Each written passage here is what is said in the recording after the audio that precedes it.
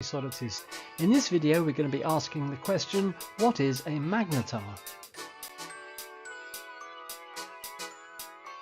A magnetar is the most magnetic object known in nature, a type of neutron star with an extremely powerful magnetic field.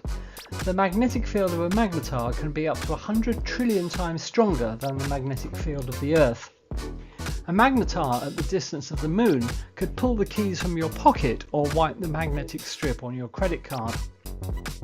If you approached a magnetar to within 600 miles of its surface, its magnetism would, quite literally, dissolve all the atoms in your body, leaving you as just a cloud of electrons and ions.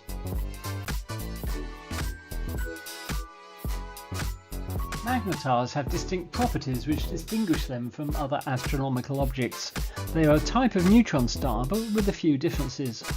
They're very dense. A magnetar has a mass about 1.4 times that of the Sun, but it's only about 20 kilometers in diameter. They're very hot. The surface temperature of a magnetar can be up to 100 million degrees Celsius, and magnetars are very fast rotating. A magnetar can rotate once every few seconds. However, although magnetars are very similar to a typical neutron star, a magnetar can emit up to 100 times more energy. So how do magnetars form? Up until very recently, it was believed that magnetars are the result of a red giant star ending its life in a supernova explosion, leaving behind its ultra-dense core. In other words, a magnetar is a neutron star, much the same as others, but with the addition of an incredible magnetic field.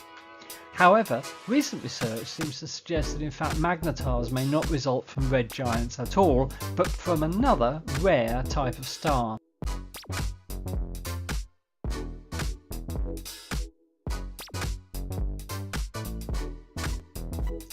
The most recent research into the origins of magnetars has focused on a new type of star called a massive magnetic helium star. These stars are a few times more massive than the Sun and are rich in helium. They are also thought to have very strong magnetic fields. In a study published in the journal Science in August 2023, astronomers found that a massive magnetic helium star called HD 45166 is likely to become a magnetar. The star is located about 3,000 light years away from the Earth in the constellation of Monoceros. The astronomers studied the star using multiple telescopes, including the European Southern Observatory's Very Large Telescope. They found that the star has a mass of about 3.5 solar masses and a surface temperature of about 20,000 degrees Celsius. Astronomers believe that massive magnetic helium stars must be rare, because to date only around 30 magnetars have been discovered in our galaxy. However, as yet astronomers know little about these strange stars and the process whereby they form magnetars, if indeed that's what they do, which is by no means certain at the moment. Far more research is needed to establish why these stars have such strong magnetic fields in the first place. Magnetars and fast radio bursts. Fast radio bursts, or FRBs for short, are bright bursts of radio waves that come from distant galaxies all over the sky, their distribution seemingly random. They typically last for just a few milliseconds and can carry more energy than the Sun puts out in a year. They are incredibly mysterious and their origin is still unknown. However, there is growing evidence that magnetars may be the source of FRBs. There are several lines of evidence that support the link between magnetars and FRBs. First, the timescales of FRBs and magnetar outbursts are similar. Second, the locations of FRBs are consistent with the locations of magnetars. And third, the energy emitted by FRBs is similar to that emitted by magnetar outbursts. In 2020, astronomers detected a bright radio burst from a magnetar called SGR J1935+2154, which is within our own galaxy, the Milky Way. This burst was very similar to an FRB, and it provided strong evidence that magnetars can indeed be the source of FRBs. However, not all astronomers are convinced that magnetars are the only source of FRBs. Some astronomers believe that FRBs could also be caused by other objects, such as neutron stars with weaker magnetic fields or black holes. More research is needed to definitively determine the origin of FRBs. However, the evidence is mounting that magnetars are a likely culprit. Here are some of the key similarities between magnetars and FRBs. Both are extremely energetic, both are short-lived, both are thought to originate from distant galaxies, both are thought to be caused by magnetic fields. However, there are also some key differences between magnetars and FRBs. Magnetars are known to exist, while FRBs are still a mystery. Magnetars are thought to be relatively rare, while FRBs may be more common. Magnetars emit a wide range of frequencies, while FRBs are only seen at radio frequencies.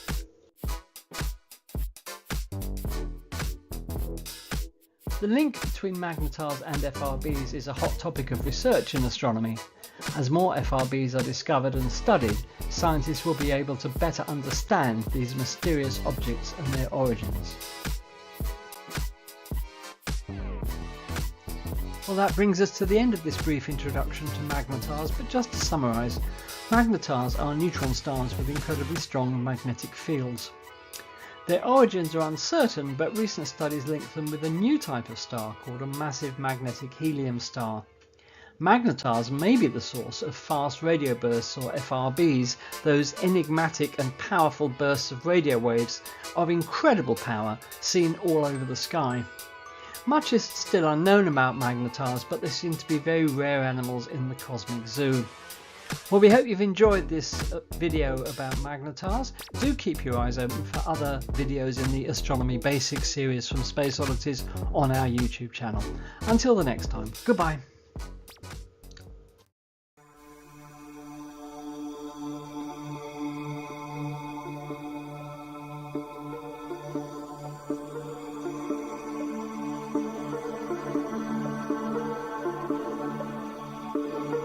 Hello and welcome back. In part 1 of this series of videos we saw how a neutron star is the core of a star that remains after the rest of the star has blown itself apart in a supernova explosion. The core has been compressed by gravity into a sphere perhaps 10 or 15 miles across, consisting largely of neutronium, a bizarre element with a density so high that a teaspoonful of neutronium would weigh 4 billion tons. In part 2 we're going to start looking at different types of neutron stars. Not so long ago astronomers thought that classifying them was easy and that they could be placed in just a couple of categories. But like so many astronomical phenomena, the situation is more complex, and it's turned out not to be an easy task to pigeonhole neutron stars after all. As we're finding out, it seems there is more diversity in neutron stars than we used to think. However they behave, all neutron stars have a few things in common.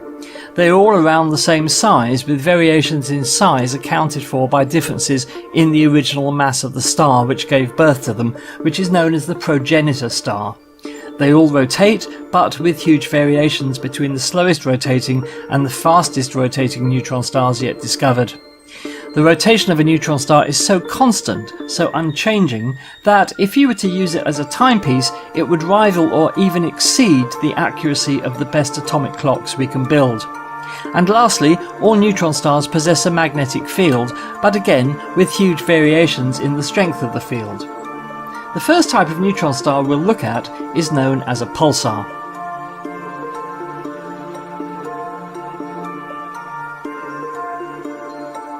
A pulsar is the name given to a neutron star where particles surrounding the star are accelerated by the intense magnetic field towards the magnetic poles, where they are focused into beams or jets of energy, which shoot out from the poles at about 70% of the speed of light.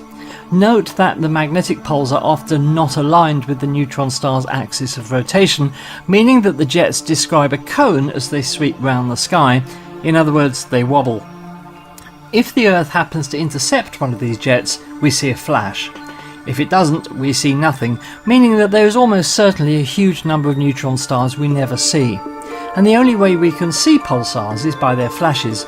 They're far too small, just a few miles across, to see even in the largest telescopes.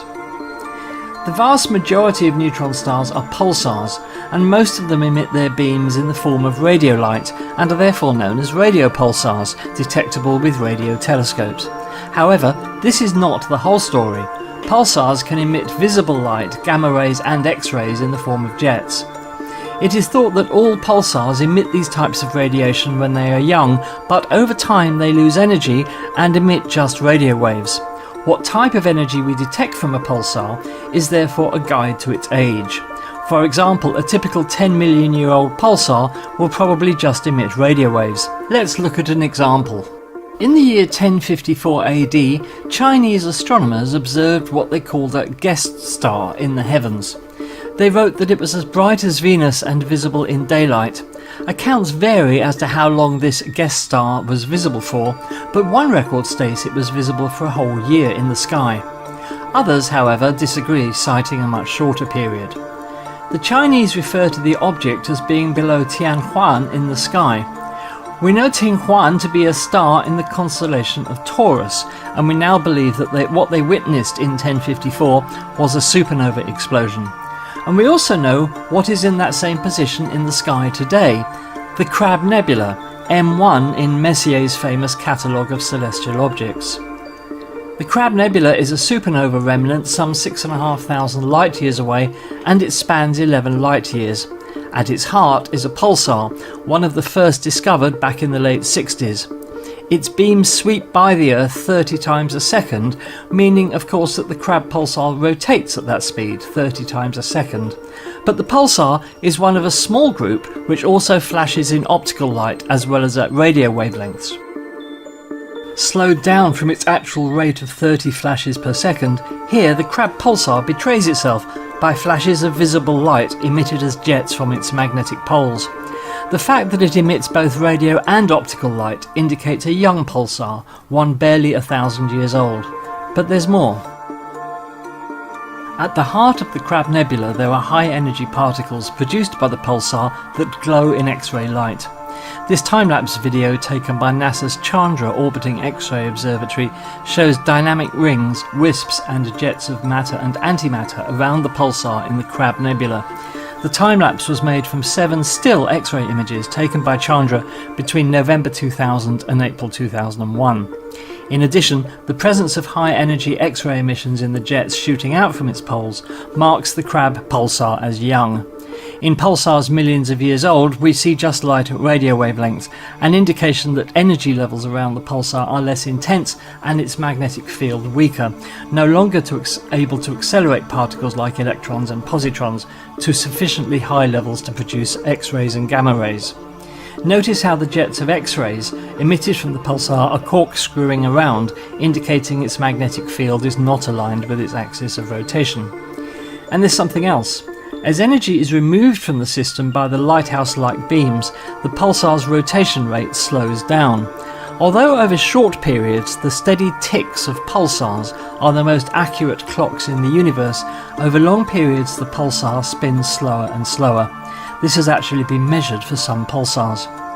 Energy is also removed from the system in the form of gravitational waves, but we'll talk about those in another video. This is the Vela pulsar, the first ever discovered. It spins 11 times per second and emits radio, optical, gamma and X-ray radiation. The sound you are listening to is its radio emissions, that fast ticking as the Earth intercepts one of the pulsar's jets 11 times per second. Notice again the corkscrewing X-ray jet. There is a class of pulsar known as millisecond pulsars which complete one rotation in less than 10 milliseconds, 1 millisecond being a thousandth of a second. Millisecond pulsars have been detected in radio, X-ray and gamma ray light. The current record holder for this incredible rate of rotation is the pulsar PSR J1748, which rotates at an amazing 716 times per second. So the question is, why do these pulsars rotate so quickly? What's the mechanism involved? Well, a millisecond pulsar is the result of a system where the pulsar has a companion star, in other words, a binary system. In this NASA animation of such a binary system, we see a pulsar and its companion, which is a normal star. Both co-orbit around their common centre of gravity. The intense radiation wind from the pulsar strips material from the surface of its companion, which is then pulled onto the neutron star by its intense gravity. As this material falls onto the surface of the neutron star, the laws of conservation of momentum mean that the neutron star will spin faster as a result. The infalling material from the companion is heated up to millions of degrees by the pulsar's intense magnetic field, causing blasts of X-rays that can be seen across the universe. When we see X-rays in the universe, it's always an indicator of extremely high temperatures. This type of pulsar is therefore known as an X-ray binary. But there's a periodicity to this activity. After perhaps a few weeks of intense X-ray emissions, the pulsar's magnetic field reconfigures itself to act like a barrier against the infalling material, which is deflected around the pulsar. The X-ray emissions cease and we don't see anything. However, when the amount of material dragged off the companion star builds up to reach a sufficient amount, the magnetic field collapses under its pressure, heats up the material, and the X-ray blasts resume. Binary X-ray pulsars are therefore characterized by this on-off X-ray emission. The material continues to fall onto the pulsar, eventually speeding it up to spin once in less than 10 milliseconds. The acceleration of the pulsar's rotation speed does not happen overnight. It occurs gradually over a long period, perhaps as much as 1 billion years. So what is the end of this process? Eventually, the accumulation of material and, more significantly, the intense wind of radiation from the pulsar, which removes material off the surface of its companion to then be consumed, completely destroys its companion star. The first of these binary X-ray pulsars, which eventually totally consume their companion, was discovered in 1988 and was given the rather fitting name of the Black Widow pulsar. It's located roughly 6,500 light-years from the Earth. It orbits with a brown dwarf or a super Jupiter companion. The pulsar and its companion rotate around each other every 9.2 hours. In 2010, it was estimated that the neutron star's mass was at least 1.66 solar masses and possibly as high as 2.4, making it a candidate for the most massive neutron star yet discovered. The name Black Widow has since become the descriptive name for all pulsars of this type. Around 24 Black Widow pulsars have so far been discovered in our Milky Way galaxy.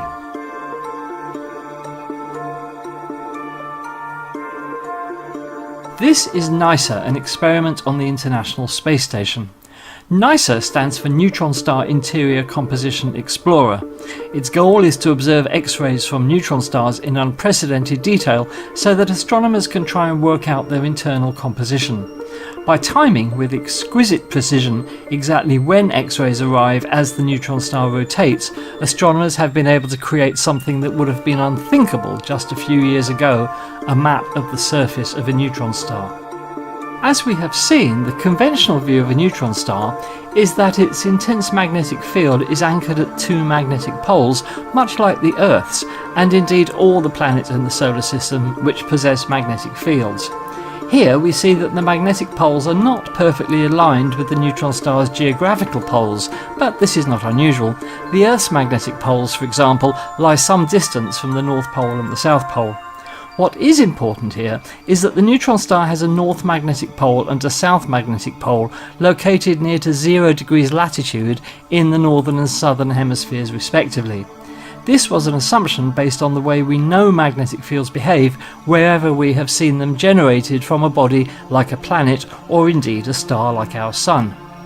At the point where the magnetic field lines converge on the neutron star's magnetic pole, astronomers expect there to be a so-called hotspot, an area of intense X-ray release. But after a month spent processing NISA's X-ray data from a pulsar called J0030 with a supercomputer, it would have taken a desktop PC a decade to have crunched the data, astronomers finally had the first map of the surface of a neutron star, and they saw something extremely bizarre and completely unexpected. This then is the surface of pulsar J0030. The white markings are the hotspots, areas of intense X-ray release, where the magnetic field lines converge. Like the astronomers, you can immediately see that something is wrong. In the right-hand image there are not 2 but 3 hotspots. The 2 images here represent data acquired at different times, but in both it is clear that if the white spots do indeed represent the pulsar's magnetic poles, all 3 of them are in the southern hemisphere. And why are there 3 in one image but not in the other? In addition, one of the 3 hotspots is an elongated crescent-like feature, hence not really a spot. If it is a magnetic pole, it's unlike anything we've seen or even considered. If all 3 of the hotspots are magnetic poles, that would represent the presence of a magnetic field which is frankly bizarre and complex beyond our understanding at the moment. What does all this mean? Nobody really knows. But recently there has been an intriguing suggestion that we've been looking at things backward. Instead of the hotspots being caused by magnetic field lines converging on the surface, the hotspots are being generated from within the interior of the neutron star, welling up to the surface and then somehow attracting the magnetic field lines to them. If true, the NICER instrument is really living up to its purpose and telling us something important about what's going on inside pulsar J0030. But for now, this map of the surface of a neutron star is truly enigmatic and mysterious. Maps of other neutron stars will be needed in order to understand just what we are seeing. Well, that brings us to the end of this video about pulsars. We've only really scratched the surface here, but I hope you've enjoyed this introduction. Next time, we'll be looking at what is undoubtedly the weirdest type of neutron star, the magnetar. If you thought pulsars were strange, you've not seen anything yet. Please don't forget to like and subscribe. We'd love to keep bringing you more videos like this one, and only by you supporting us can we make that happen. Thank you so much. Don't forget the Space Oddities live programme on Mondays at 8 PM UK time for the latest astronomical news, discussion and chat. Until then, this is Andy of Space Oddities wishing you all the best. Until next time, bye bye.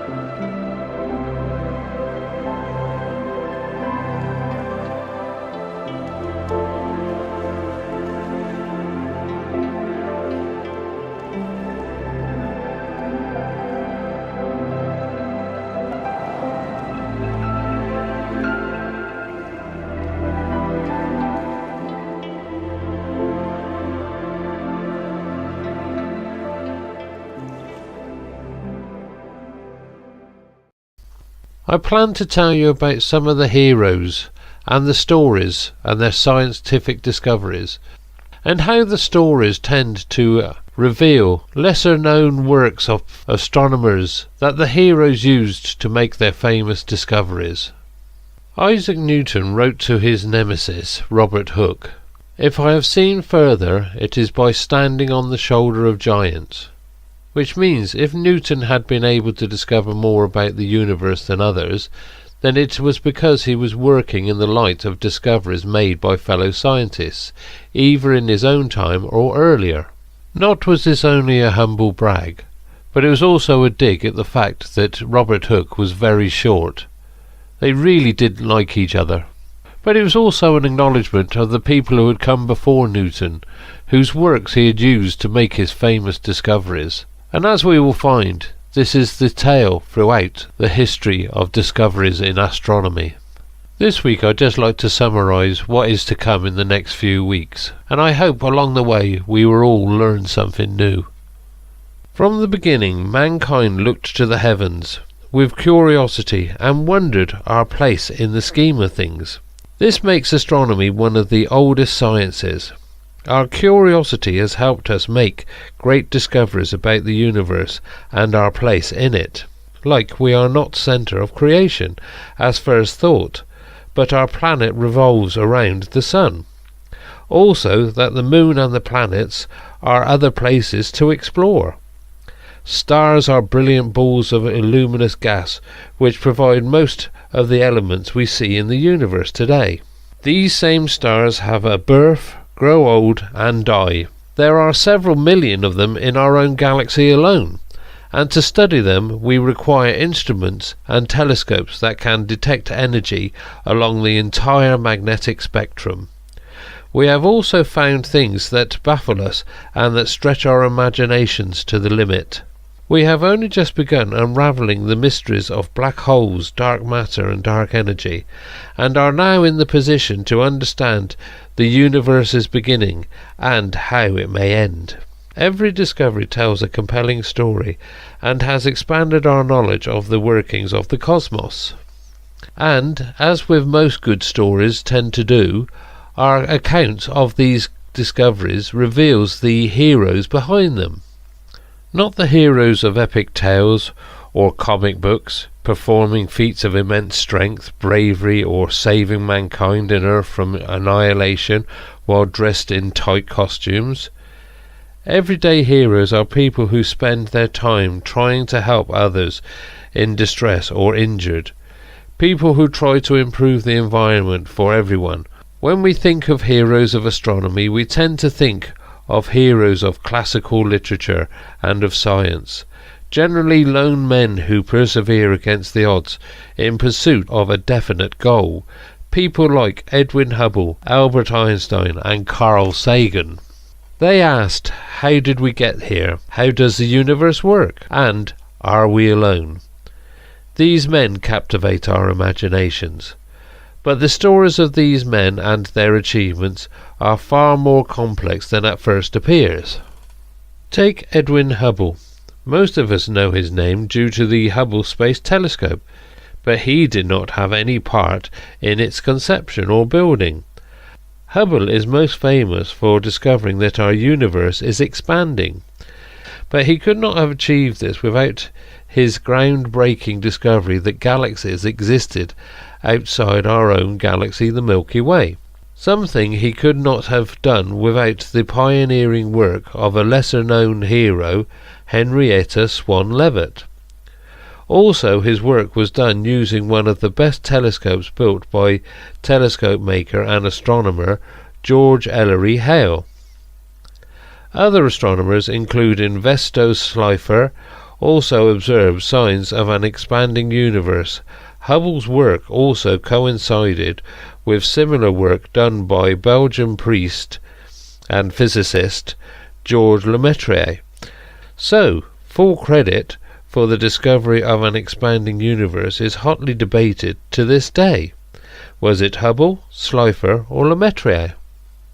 As for the space telescope that bears Hubble's name, it was originally imagined by Lehmann Spitzer and brought about by Nancy Roman, and repaired by astronauts in low Earth orbit aboard the Space Shuttle Endeavour, and is still working today.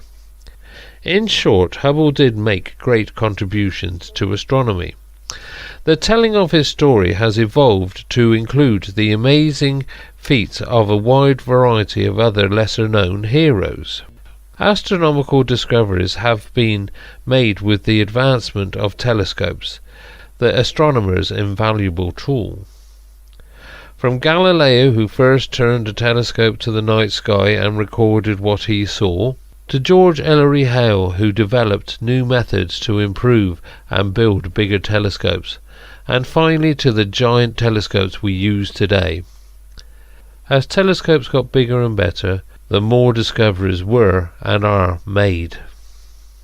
Most of the knowledge we know today about the stars and how they work began with the groundbreaking work of a group of women astronomers known as the Harvard Computers. Women employed by the Harvard College Observatory to process and analyze the cutting-edge astronomical data of the era. Women like Annie Jump Cannon, Wilhelmina Fleming, and Cecilia Payne-Kapotchkin, who made some of the most foundational discoveries about the stars in the history of astronomy. They developed methods of classifying stars that are still used today. They discovered that stars are mainly composed of hydrogen and helium, and they also broke down barriers for women in astronomy. One Harvard computer, Henrietta Swan Leavitt's discoveries, have ramifications that are still shaping astronomy today. She discovered Cepheid variables, stars whose rate of pulsation is directly correlated to how bright the star appears. May seem a small thing, but Cepheid variables wound up drastically altering our picture of the universe.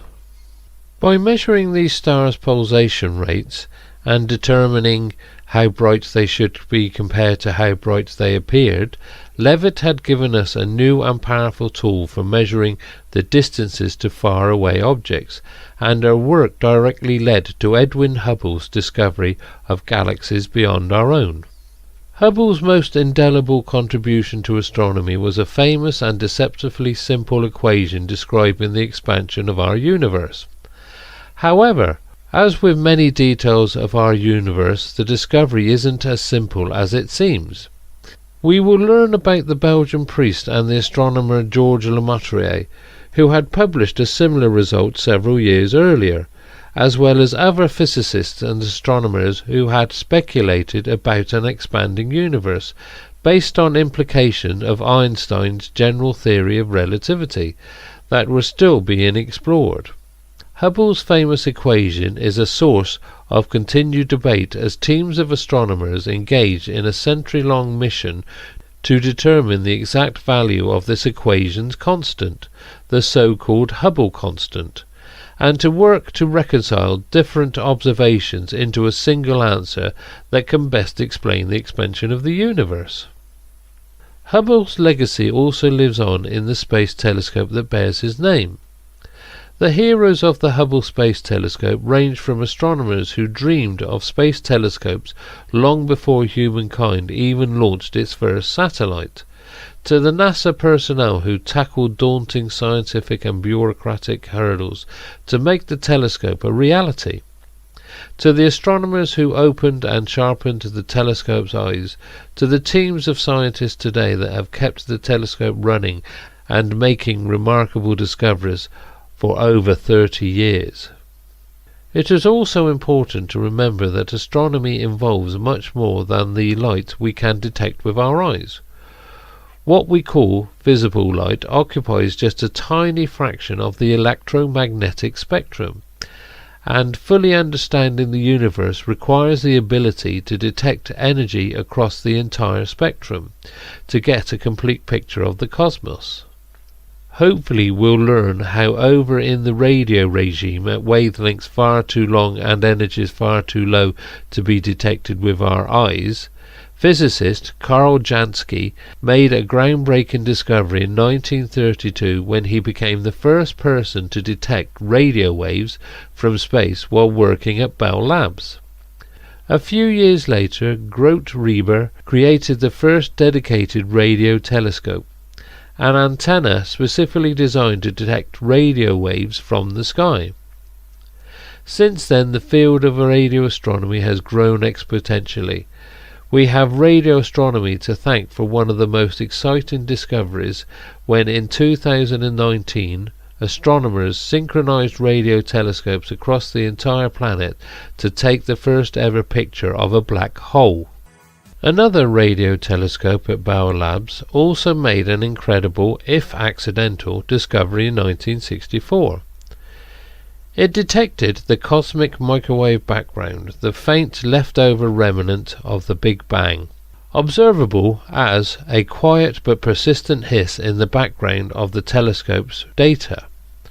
This radio signal from the birth of the universe led to a Nobel Prize for its discoverers, Arno Penzias and Robert Wilson.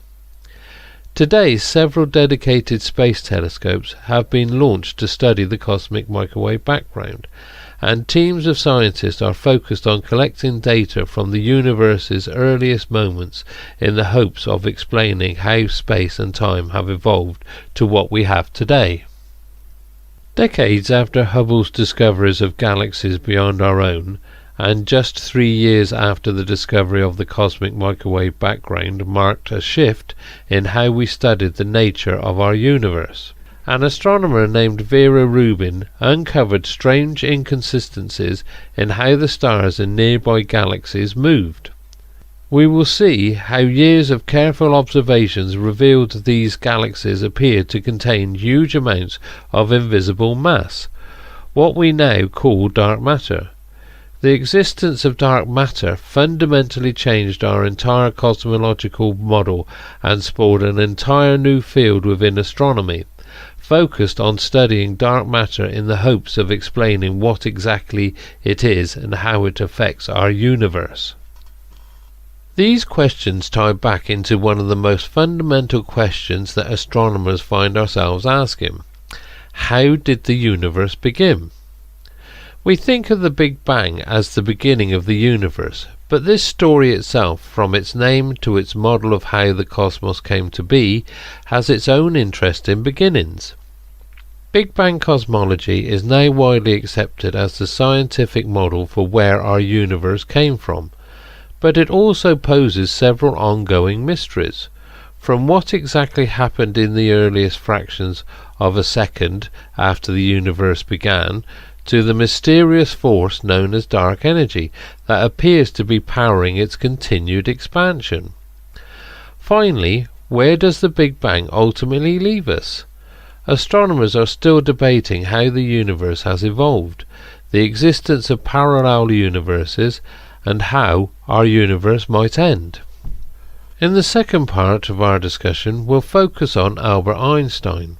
His very name is synonymous with genius and discovery, and in this section of the course we'll consider some of the most mind-bending concepts in astronomy: gravity, time, black holes, and the extremes of light and energy that challenge our understanding of how our own galaxy works. It's tempting to think of astronomers as being concerned only with far-reaching challenges, like how the early universe began, the mysteries of deep space, and the physics of stars and galaxies many millions of light years away from our own home here on Earth. However, for the astronomers who study these questions, our scientific pursuits are inextricably tied to the people who study them. Many astronomers have, alongside their groundbreaking research in space, dedicated their time and energy to fighting discrimination and advocating for equal opportunities in astronomy and the broader fields of science. Another hero of astronomy is Oscar Duhalde, who became one of only a handful of human beings in history to make an exceptionally rare astronomical discovery. In 1987, Oscar, a telescope operator in Chile, became the only living person to discover a supernova with the naked eye. The distinction is a rare one, shared with Johannes Kepler in 1604 and Tycho Brahe in 1572, and Arabic, Chinese and indigenous North American astronomers observing the heavens in the 1050s. These discoveries made crucial contributions to our understanding of what supernovae are, how we work and how we study them today. Supernovae are incredible energetic events produced in the final moments of a dying star's life, events that emit energy across the entire electromagnetic spectrum, a fact of physics that can be easy to forget for those of us used to seeing the world through the narrow range of wavelengths detectable by the human eye. In fact, dying stars and many other objects in space emit radiation in the high energy regime of the electromagnetic spectrum, at energies so high and wavelengths so tiny that we need to invent new techniques or even leave Earth entirely in order to study them. These wavelengths include X-rays and ultraviolet light. Most of us think of X-rays as medical tools used to study our bones, and of ultraviolet light as the pesky thing that causes sunburns. In reality, observing X-ray and ultraviolet light from space can offer a fascinating window into things like newborn stars, enormous black holes, and even the workings of our own sun. Several pioneers of astronomy led the field in how to study this light, a particular challenge since it can only be detected from space. Years before the Hubble Space Telescope launched, visionaries like George Carruthers, Riccardo Giacocani, and Arthur B. C. Walker Jr. developed the cameras, technology and techniques required to capture this invaluable data from the cosmos. At the other end of the spectrum, radio telescopes also offered us the opportunity to uncover strange and exotic physics in space. In 1967, an astronomer named Jocelyn Bell discovered a strange signal, perfectly regular pulses of radio emissions, in data from a radio telescope in Cambridge, England. Her discovery proved to be the very first observations of something called a neutron star, the tiny and dense remnant left behind by the supernova death of a massive star. Neutron stars and their higher mass cousins, black holes, are some of the most extreme objects in the universe, and the astronomers who have studied them over the years have transformed our understanding of how stars, gravity, space and time work. Published in 1915, after 8 years of work, Albert Einstein's general theory of relativity connected the properties of gravity, space and time. In the years that followed, it fell to Einstein's fellow astrophysicists to seek out observational proof of this theory. In 1919, the astronomer Arthur Eddington found the first proof that Einstein's theory was correct during a solar eclipse expedition. 55 years later, after Jocelyn Bell's groundbreaking discovery of neutron stars, Russell Hulse and Joseph Taylor found more evidence for Einstein's general theory of relativity by closely observing a pair of neutron stars as they orbited one another. Combined, these observations have revolutionized our understanding of the fabric of our universe and the mysteries of gravity. One long-standing mystery of gravity was the phenomenon of gravitational waves, predicted by Einstein's theories in a mathematical result that drew skepticism even from Einstein himself. Gravitational waves are minuscule ripples in the fabric of space-time caused by the collisions of enormous black holes, but tinier than the width of a proton when they arrive at Earth. Gravitational waves were first successfully detected in 2015. the result of decades of effort by thousands of researchers to build and operate the most sensitive observatories on the planet. This discovery came about thanks to a combination of cutting-edge physics, exquisitely precise engineering, and the management of an immense team of thousands of scientists. Today, gravitational wave astronomy is an exhilarating new subfield propelled by this same large team of scientific heroes. With phenomena like gravitational waves, supernovae, and other transient events happening all over the cosmos, it's become clear that astronomers need to keep a constant watchful eye, or many large eyes, on the sky. However, capturing a brief flash of a supernova, or the motion of a tiny comet or asteroid across the immensity of the night sky is no small task. Since the 1960s, teams of innovative astronomers have taken on the Herculean job of surveying the entire night sky, using a diverse array of telescopes and tools to painstakingly catalogue everything that we can see. Early efforts included surveys of the northern sky using endless stacks of photographic plates and ongoing observations by large networks of amateur astronomers, willing to dedicate their backyard observatories to long and detailed studies of anything that might be changing in the night sky. Today, teams have launched space telescopes designed to observe every star in the entire Milky Way galaxy, and a groundbreaking new telescope in the southern hemisphere that will soon begin a 10-year-long campaign to continuously photograph the entire sky every few nights. With so many large and heroic teams conducting all-sky surveys and achieving marvels of engineering to study gravitational waves and put telescopes into space, it can be easy to imagine that the whole planet shares this dedication to astronomy research. That said, the big question of the universe can easily start to seem quite remote and small when faced with the many challenges of day-to-day life here on Earth. More than any other science, communicating the discoveries, importance and the wonder of astronomy to the rest of the world is a crucial role for astronomers if we hope to continue studying the cosmos. Carl Sagan was the first and the most famous astronomy ambassador of the modern age, and many other heroic efforts have been made to advocate for astronomy research and increase public enthusiasm for science.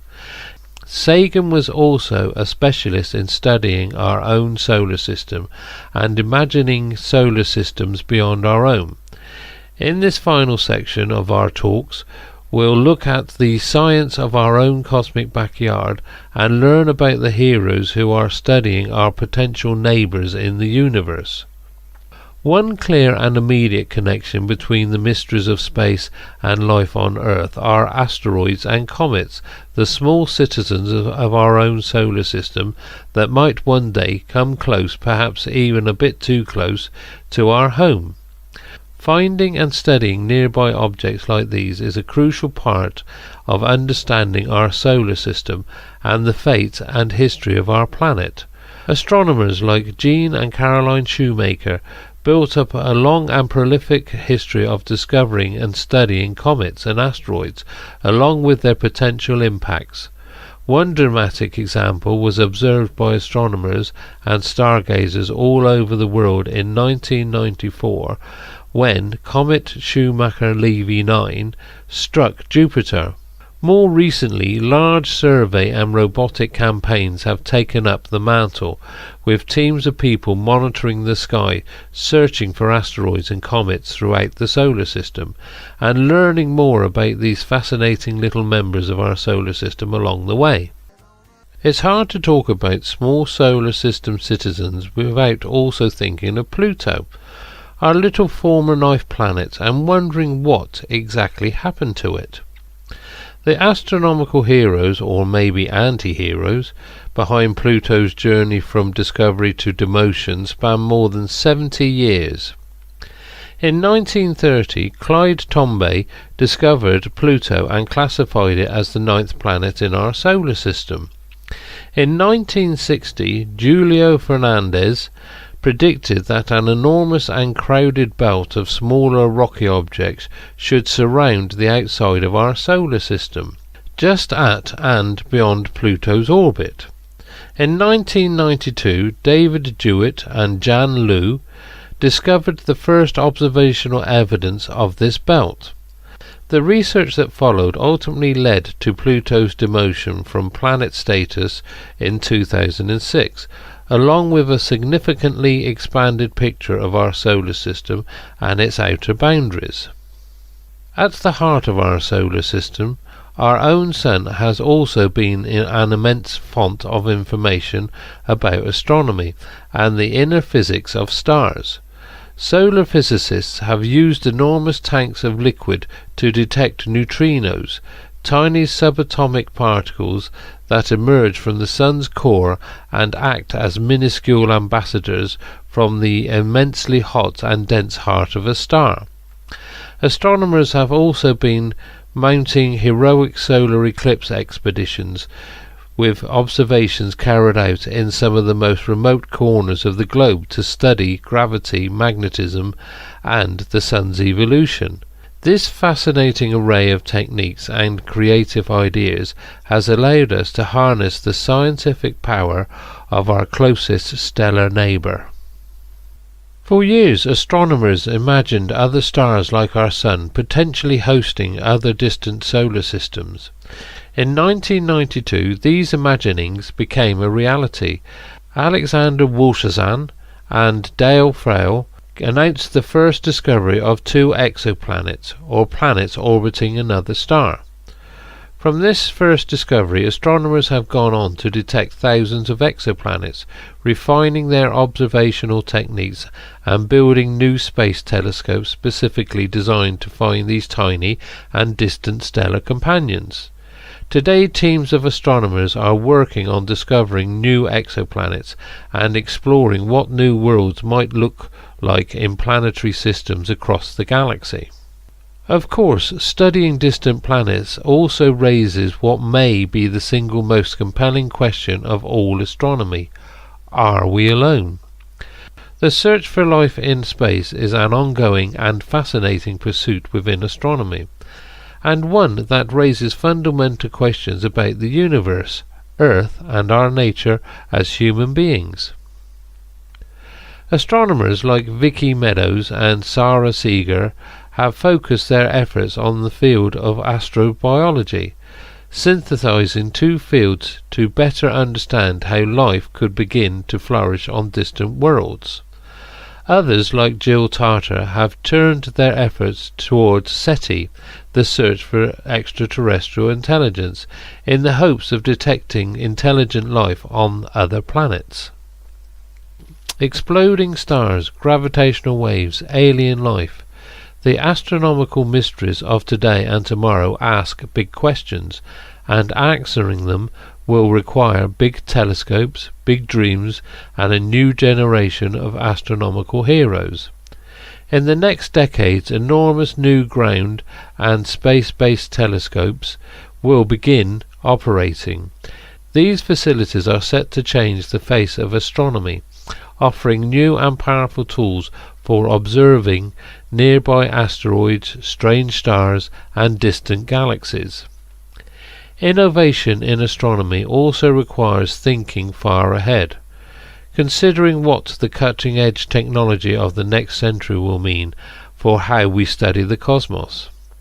Tomorrow's heroes of astronomy are already hard at work today, imagining new telescopes that will be decades in the making and unveiling new discoveries that will shape our future picture of the universe.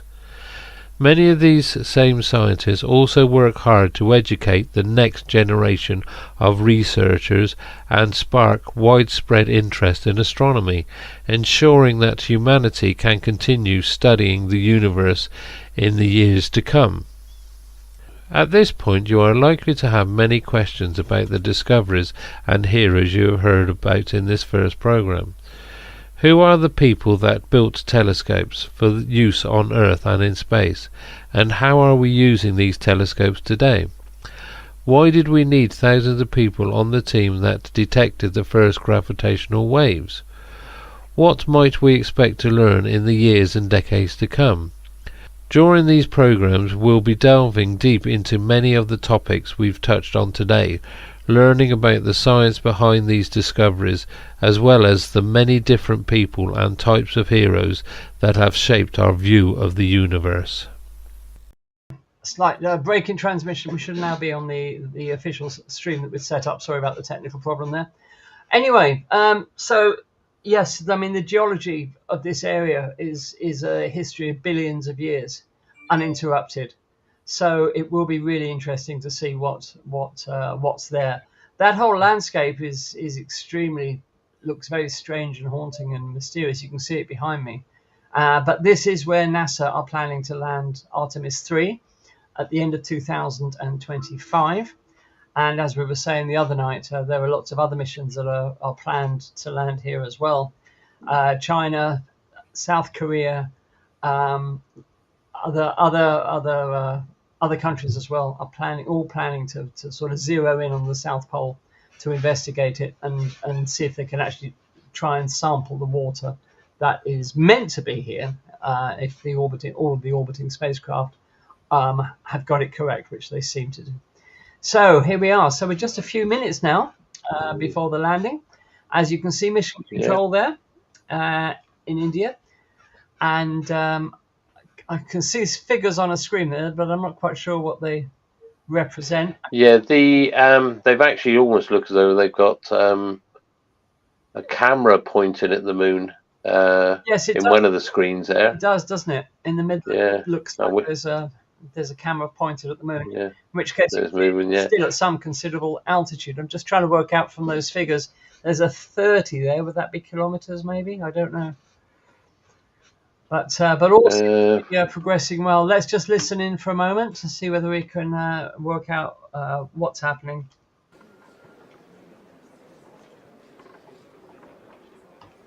Nothing much going on at the moment. Oh, they're clapping something. जी हाँ, अब हम देख सकते हैं rough breaking phase की शुरुआत हो चुकी है.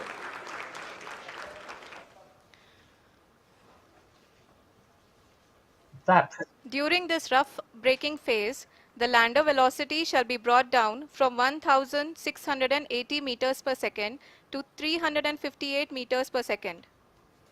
The altitude will be brought down from 30 kilometers to 7.4 kilometers at the end of rough braking. All this in the duration of 690 seconds or 11.5 minutes. Currently, the Laser Inertial Reference and Accelerometer package (LIRAP) is aiding in the navigation. जी हाँ, अभी आप अपनी screen पे देख सकते हैं कि lander अब तक कुल 191 kilometre horizontal Disha. Right, so I was right. So that figure on the right is the altitude. Yeah. That's 30.48 kilometers. And the landing burn's underway. So the landing burn has started. Oh, exciting stuff. Yeah, there we are. You can see it there, 31 kilometers. Seems to be climbing. Okay. Now it's going. It's definitely climbing. Right. Oops. Yeah. Well, we'll just give it time. It's probably all nominal, as they say. Yes, it's probably all nominal.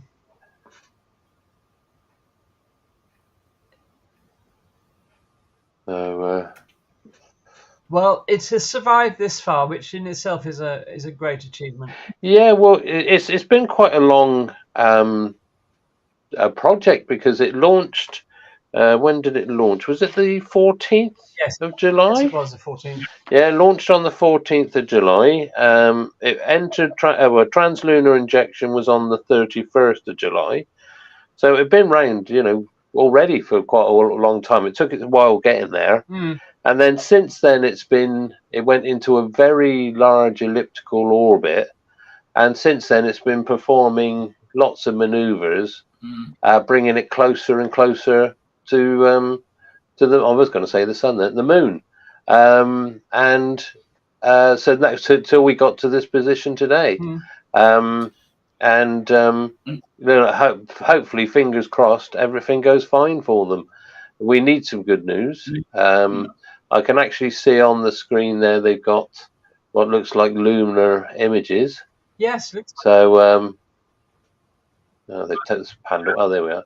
I'll just say that the actual trajectory from the Earth to the Moon was achieved by subsequently raising orbits of the Earth until the spacecraft reached the gravity of the Moon influence and the influence of the gravity of the Moon, and then slowly did more orbits of the Moon to get down to the position where they needed to be to do the landing burn. So it was all done through different, raising and lowering orbits, basically. Yes. Yeah, because that took 10 days. Exactly. It did five individual maneuvers, slowly, as you said, Michael, raising its orbit before it actually left the Earth's gravity on this way to the moon. So yeah. So I suppose you could say it's an efficient way, but in fuel wise, if you like, but not in time. Yeah, it's definitely coming down now. Yeah, you can see that now, coming down quite nicely. Yeah. With the horizontal velocity decreasing. Yeah. And the vertical velocity, of course, increasing as it descends. Yeah. That's in meters per second. Yes. So it's moving at quite a bit of a speed at the moment. Absolutely. But, if you look at the graph, it's about to start the real descent. I like the way on that image just then it said rough braking. Yeah. It's like it's thrown out an anchor or something. Yeah. Is that the proverbial anchor? Yeah, absolutely. Yeah. Absolutely. Yeah, it's sort of, how much are we going to deaccelerate it? Oh, I don't know. It's just roughly, whatever, 200 meters per second or whatever, or 50, up to you, really. So, rough braking. But that lovely image on the left of the approaching moon. Oh, yeah. That's lovely, isn't it? Yeah, that's nice. Very reminiscent of... Nice to see. Nice to see. Very, very reminiscent of Apollo, isn't it? Isn't it just? Yeah. I mean, because the images when it actually reached the moon and it did its first flyby, they were crystal clear. They were fantastic. They were. We are spoilt now with the cameras that they use today. Yeah. I'm saying that actually, I watched the Russians launch the Progress mission to the International Space Station last night, and the cameras to say, I think they're still using Zyka or something like that. The images were there. You could see what was going on, but they weren't that good. But yeah, they're probably shopping centre security cameras. Yeah, probably Zenit E's. Yeah. There's nothing. No, don't diss the Zenit E. It was a good camera as long as you could lift it up. Yeah, it was substantial. You could drop it and it would survive. Yeah, made of old tank parts. Exactly. The Helios lens on the Zenit E was a phenomenal lens. Yeah. I'm not knocking it. I'm just saying, but if you could lift it up to your eye, and well done. Right. You realise you're showing your age now, don't you? Who cares? Oh well, yeah. Who cares? Those poor kids who never experienced Russian technology like that. Yeah. And film even. Yeah, exactly. Yeah. No, it was good. Ian's asking in the chat who's filming the video of the lander. I think it's Ridley Scott. Yeah. Yeah, I haven't had a look in the chat. Hi guys. Hello Graham. Hello Ian. Hello Astronobulae. Nice of you to join us. Steve's there as well. And Steve's here. Yeah, Steve as well. Yeah. Gerard's here as well in the Wirral. Hello, Gerard in the Wirral. Hoping weather's good. Facebook user says, I came upon this by accident. Very lucky. Well, we are so glad that you did, Facebook user. And don't forget, if you want to tell us your name, you'll have to do so in your messages, because we just see you as Facebook user, unfortunately. And we'd rather be a little less formal. So here we are. So we're just in the final, well, not the final approach. How long have we got to go? Still about 25 minutes. So plan to launch about 1:45. Maybe plan to land about 1:45. Is that what I think? Landing, touchdown is in 16 minutes. Yeah, 16 minutes. So it says here, but yeah, that could be out of date actually, because I think my thing's frozen. So that's enough. Roger says he can't use his telescope from Sparkford as moonrise is still 30 minutes away. Yeah. Yeah, very good. I bet it's a clear sky in Sparkford, as always. Yeah. Yeah. So thank you all for joining us. It's great to have you with us twice this week. So fingers crossed for a successful landing. Lovely image of the moon there. Look. It's not a video, as you can see. It's updating every so often. So it's not an actual live feed. It's a camera. Yeah, so sorry, I've got to correct myself. It's 11 minutes to touchdown. Sorry. 11 minutes to touchdown. Yeah. Wow. Yeah, 16.6. It's down to 16.5 kilometers now. And we will join the commentary from ISRO just in the final couple of minutes, I think, just to listen to what they say. Let's hope it's a we're down, hurrah, rather than a whoops. Because I would not have liked to have been in the Russian control room last week when Luna 25 was lost. That must have been dreadful. No. So, I mean, I'm not. It probably wasn't, but the whole thing seemed to be quite rushed. Yes. I don't know. It's very, very sad. Those people have put a lot of work into that.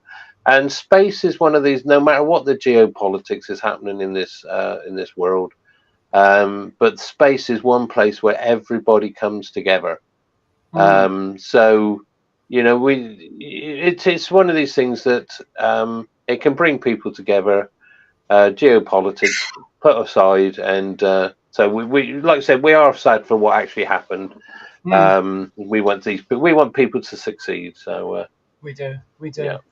And the other thing is, of course, what actually happened with the with Luna 25 was that they fired its engine to put them into the final configuration of orbit, if you like, before landing. And the main engine should have fired for 84 seconds, and it actually fired for 157. That's what actually happened. And they couldn't turn the main engine off. So when they did get it off, it had accelerated the spacecraft and accelerated it towards the surface of the moon. Yeah. Very sad. I don't know what you're posting, Michael, but I've got to review your message, so better not be naughty. Never. Right.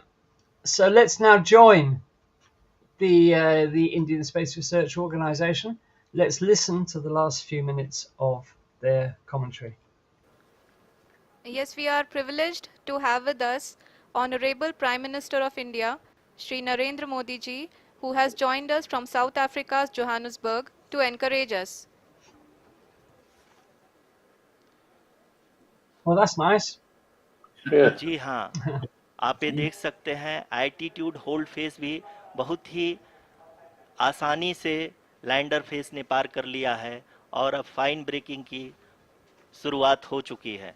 अभी हम ये देख सकते हैं कि lander की ऊंचाई लगभग 5.6 किलोमीटर है, जो कि इस फेस के उपरांत लगभग 800 मीटर हो जाएगी।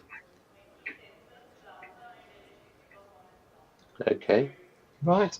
We can hear from the mission operations team that the sensors are performing nominally, and we are currently in the midst of the fine braking phase, which is going to continue for 3 minutes, and the altitude is going to be reduced to nearly 800 meters at the end of this phase.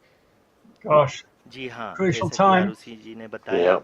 कि लगभग 3 minute के उपरांत lander की height लगभग 800 metre vertically होगी और यहाँ पे लैंडर की horizontal velocity, vertical velocity, even down range भी लगभग लगभग शून्य होगा. Because it was about this time that they lost Chandrayaan. We can see the visual of the Yeah. lander module, and we can see that the downrange traveled is nearly 831 kilometers. Yeah, because of course none of this is easy. No, it's- Was it the Japanese who lost theirs? And it was due to the ground radar. It passed over a big crater, आप and अपनी all screen so पे it was देख reading the सकते हैं कि surface, and then lander of की course it ऊंचाई dropped अब away, चंद्रमा के सतह से लगभग Yeah. 3 किलोमीटर से कम हो and it चुकी है. thought it was higher than it really was. It's very sad. So But We we're are down to 2 very kilometers close to the now. moon's surface, nearly 2.6 kilometers, as we can see. Very yeah, exciting. I'm looking at those craters on those images. Well, it seems to be coming down between them, which is good. Look, it's definitely over, Yeah. Oh, not over a big crater. I'm going to be really interested to see exactly where the landing site is, Yeah, so I can find it on the map. The Prime he Minister looks a looks bit stern, ji doesn't he? हाँ, Yeah, he अभी looks a आप bit देख stern. सकते हैं intense. कि lander की ऊंचाई लगभग लगभग 1 किलोमीटर के आसपास है. 1 kilometer coming up or coming down. Nail biting stuff. We are nearing the final phase of the power descent, which is going to be the vertical descent phase or the local navigation phase. Now this is where it gets tricky. Yeah. जी हाँ, अब हम fine breaking waves के एकदम करीब आ चुके हैं. हाँ, आप तालियों Right, के so we गड़गड़ाहट start से to सुन find सकते breaking. हैं कि हम लोगों ने Fine तीसरे चरण को भी And now बहुत ही descending. सफलतापूर्वक हासिल कर लिया है और अभी हम वर्टिकल डिसेंट फेज में आ चुके हैं, जिसकी शुरुआत भी Fingers Yeah. crossed, बहुत ही अच्छे everybody. ढंग से हो चुकी है. Yeah. Let's get back to the telemetry, please. Vertical Lot descent. of applause indicates that till now the performance has been nominal. We are in the vertical descent phase 1. The altitude is being brought down from 800 meters and we are nearing and approaching the lunar surface. जी, आप अपने screen पे देख सकते हैं कि lander का height लगातार कम होता जा रहा है. इस समय हम लैंडिंग साइट के जस्ट ऊपर हैं और इस समय इसकी ऊंचाई लगभग लगभग 600 मीटर के आसपास है. Come on, let's see the altitude. इस फेज के दौरान लगभग 150 मीटर के ऊंचाई पे पहुंचने के बाद लैंडर अगेन लगभग 20 से 22 सेकंड के लिए हॉवरिंग करेगा.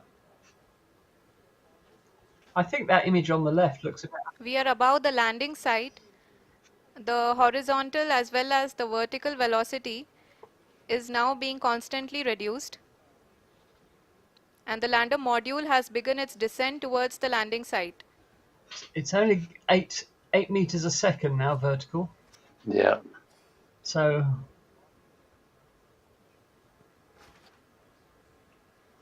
ooh, जी हाँ, आप अपने स्क्रीन पे देख सकते 6 हैं meters a ये जो second. पथ 5 निर्धारित meters. किया गया So है, slowly. लैंडर पूरी तरह से उसी को ही फॉलो कर रहा है.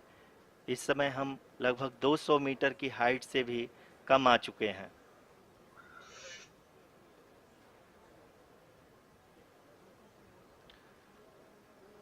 अब हम ये देख सकते हैं कि हम लगभग लगभग 150 मीटर की ऊंचाई पे हैं चंद्रमा के सतह से. That's not looking good. oh. The vertical velocity is dropping off We extremely are rapidly. approaching the vertical descent phase 2, which will have the lander module hovering that's it, it's at hovering. nearly That's 150 meters Oh. above the Yeah. lunar It's hovering. surface. जी हाँ, आप इस तालियों के गड़गड़ाहट को सुन सकते हैं, जो कि सेकंड हैवरिक फेज के कंप्लीट होने के बाद इन I सारे was worried. वैज्ञानिकों के I thought they were It's going to retargeted. but I thought they were going to go into negative figures then. Yeah. जी हाँ, आप अगर फिर से ध्यान से देखें तो एल्टीट्यूड पुनः Oh, कम that's होता जा very रहा है. slow. अभी Easy हम to लोग say. लगभग 2 लगभग meters a second. 135 मीटर की ऊंचाई पे हैं. Oh, they're taking it very easy. The sensors that are updating at this point are providing confirmation of the safety of the landing site. As expected, the retargeting is going on, and this is a very good signature for the lander. अभी आप ये देख सकते हैं कि lander की ऊंचाई लगभग 65 मीटर के आसपास बची हुई है. I see we have Dave Galvin in the chat. Hi, Dave. Nice to see you. Currently, Hi, Dave. only 2 engines are now being fired, and we are nearly at 0 velocity, vertical and horizontal. We were hovering, and now we are approaching the moon's surface. Right, so they've Wow. धीरे retargeted धीरे all lander your की crater away. वेगमान को कम किया जा रहा है So they're और now हम अब descending लगभग again. 50 मीटर से भी कम आ चुके हैं. Very, very, very nice manoeuvres being carried out here. We can see the Honorable Prime Minister, Very delicate, Shri isn't it? Narendra Modi Very ji, delicate. who is here to encourage us, and he is critically looking at the visuals. Go Chandra. Go Left Chandra. of it, left of it, left of it. Up your end, down of it. जी हाँ, It's आप there. अपनी screen पे देख सकते हैं It's there. कि हम lander module India have successfully landed at the south pole of the moon. People are applauding. Let lander us all module wait to hear from the Secretary Department wait of the flag Space and on. Chairman ISRO, Shri S. Somnath. Can they got him a bigger lander flag? Module पूरी तरह से Yeah. Safely और softly चंद्रमा के सतह पे land हो चुका है. ये हम Well, लोगों के लिए congratulations. बहुत ही गर्व की बात है. हिंदी में एक कहावत है, Okay, congratulations to India then, because they have landed at the south pole of the moon, the first spacecraft to do so. This is a momentous day for India, so congratulations to everybody. Yeah, And well it's a done. momentous day for the exploration of the moon, because, as I said, nobody's ever done this before, and the south pole of the moon is an exceptionally Yeah. interesting place. And actually, Dave's given us some technical information here. He says those graphics are done on a Spectrum computer. So, They probably were, Dave. Yeah, they probably were. Yes, indeed. So, yes, Kevin, you're quite right, saying the Indian PM could have got a bigger flag. But Ian says, well, he's got 3 flags behind him. So, there we are. So, Yeah, no. many congratulations. Let's listen to, let's see if this commentary is in English now. मेरे प्यारे परिवारजनों, जब हम अपनी आंखों के सामने Obviously not. So, so there we are. Great. Well, the next step, of course, will be to deploy the rover onto the surface of the moon so it can start doing scientific work. We will find out exactly where it landed, I'm sure, at some point today. And we'll show you that in our Monday live stream next week. yeah, do we want to quickly run through what this little rover will be looking at, Andy? Absolutely. Go for it. Yeah, it's of a 6-wheel design. It's like the old Tyrrell Formula One car. It's 26 kilograms, so it's quite light. We could lift that. And it has a range of 500 meters. I won't go into all the dimensions and all that, but it's going to be looking at the composition of the lunar soil. Yeah. So that'll be the regolith. The presence of water ice in the lunar soil. It'll be looking at the history of lunar impact. So it's going to be looking at the craters and probably doing some spectroscopic analysis or mass spectroscopy stuff. So, and the evolution of the moon's atmosphere, because as we said, we all say the moon hasn't got an atmosphere, but it's got a very, very thin one. There is actually an atmosphere there, but it's very tenuous. Yes. So, but that's what it's going to be looking at. And as I said, I want to get down to the geology and have a look and see what's underneath all this regolith. So, yes, definitely. Will the rover be actually able to dig much into the regolith? Does it say? I honestly don't know, because I'm just looking at the design. I can't see anything like a shovel or a pick. So, yeah, they haven't sent any navies up. So, no. Yeah. Well, But perhaps, hopefully we'll be able to glean some, because with the impact craters, the crust is going to be stirred up anyway, so it's going to be in some in the regolith and that anyway. So yeah, we true, should get a good idea of what's there. So true. yeah, well, congratulations! It's good. We've actually had a success. That's nice. I love it. Yeah, and Yeah. after the loss of Luna 25 last week, this is Yeah. Yeah. a really big step forward for the study of the moon. And I bet the Russians are feeling a bit pig sick now watching this. So commiserations to the Russians. Well, it's as you said on Monday, the, the Russians have with the not just because of that failure, they've said that they've really got to go back to basics and totally redesign. I did see Yeah. a image of then what they're building as a new capsule, and it's totally different. It's almost a bit like what SpaceX are using. It's a far more modern design. Because of course, when the fairing comes off of the actual rockets, you've got that big round bulbous thing, which is the cabin. Yeah, but they're going towards the more traditional what we see with the Americans and everybody else. So they're going back to the drawing board and they're going to start from scratch. And more power to their elbow. Let's just hope they can sort themselves out. As ever, it's the money, and the Russian space program, as much as any other sector of the Russian economy, is of course being hit largely by Western sanctions at the moment. So, perhaps that will improve once. Yeah. Well, they relied upon a lot of Ukrainian. A lot of the components were made in Ukraine. Well, indeed. And of course, it's the same for the Western countries, because they get a lot of manufactured goods from Ukraine, and of course, it's affected the British space industry because a lot of the technology was coming from Ukraine. Absolutely. And then it all kicked off because we probably would have had launches already. But saying that, we haven't got any launch pads ready yet, so maybe not. But yeah, so it's if we can get ourselves sorted out, then hopefully we'll be launching soon. But we've got a lot of exciting times to come. We've got a lot of exciting times, and we'll cover them all here on Space Oddities for you, of course. So let's just have one final listen to the commentary to see if there's anything happening in English, whether there's an interpreter. Just give me 1 second and we will find out.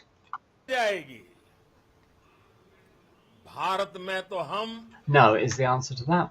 So so there you are. So I think that will just about bring our broadcast today to a close. Thank you so much of you who've dropped in to watch this. I see we've got 39 people watching at the moment, so that's very good of everybody to watch. Yeah, for a Wednesday afternoon. For a Wednesday afternoon, that's wonderful.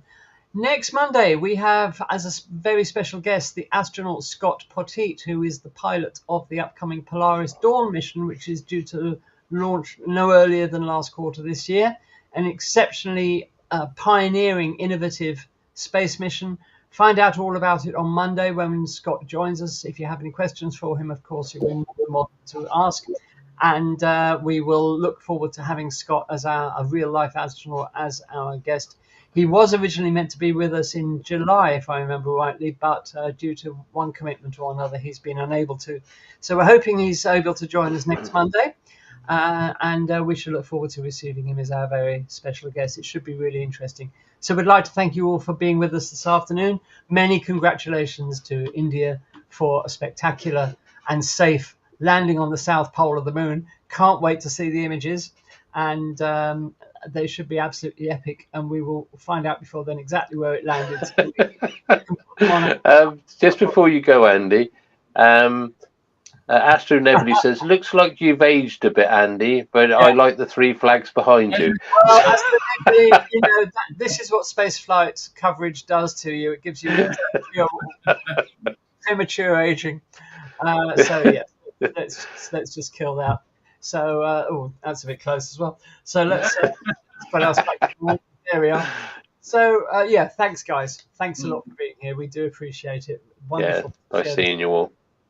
And nice seeing you all. And we will see you on Monday with the astronaut Scott Potteet. So take care of yourselves. Have a fantastic week.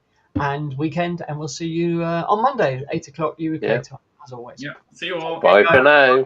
Keep looking. Okay.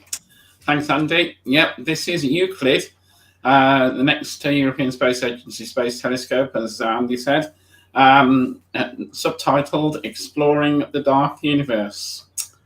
Okay, I'll do that. So, what is Euclid? Euclid is a visible to near-infrared space telescope developed by the European Space Agency and the Euclid Consortium. Euclid is named after the Greek mathematician Euclid of Alexandria, who lived around 300 BC and reported to be the founder of the subject of geometry. As the density of matter and energy is linked to the geometry of the universe, the mission was named in his honor. That's where the name comes from. All right. And the way Euclid came about, previously there was 2 missions proposed under ESA's Cosmic Mission 2015 to 2025. The first one was Dune, the Dark Universe Explorer, and Space, the Spectroscopic All-Sky Cosmic Explorer. They work so hard on these acronyms, don't they? Yeah, exactly. Both missions proposed complementary techniques to measure the geometry of the universe, and after an assessment study phase, a combined mission resulted. Euclid was selected by ESA's Science Programme Committee for Implementation in October 2011, and in June 2012 it was formally adopted. So that's how it came about. Right. So the mission is to explore the composition and evolution of the dark universe. The Space Telescope will create a great map of the large-scale structure of the universe across space and time by observing billions of galaxies out to 10 billion light years and across more than a third of the sky. Euclid will explore how the universe has expanded and how structure has formed over cosmic history, revealing more about the role of gravity and the nature of dark energy and dark matter. Okay, the construction, the Space Telescope was built by Thales Alenia Space in Italy. And Euclid is 4.5 meters long with a diameter of 3.1 meters and a mass of 2,160 kilograms. Okay, just a little bit of science, not a lot, because I don't fully understand it myself. So what is the dark universe? Well, scientists, apparently astronomers and scientists, think that we can only see 5% of the actual universe with the visible instruments, our eyes, and our other instruments in the electromagnetic spectrum. We can only see 5% of the universe. So 95% of the universe is unknown or dark, and that's where we get the commonly known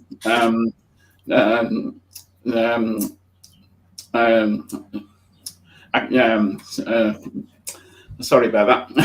Commonly known as dark matter and dark energy. That's where we get that from. Okay. So 5 mysteries Euclid will help solve. What is the structure and history of the cosmic web? What is the nature of dark matter?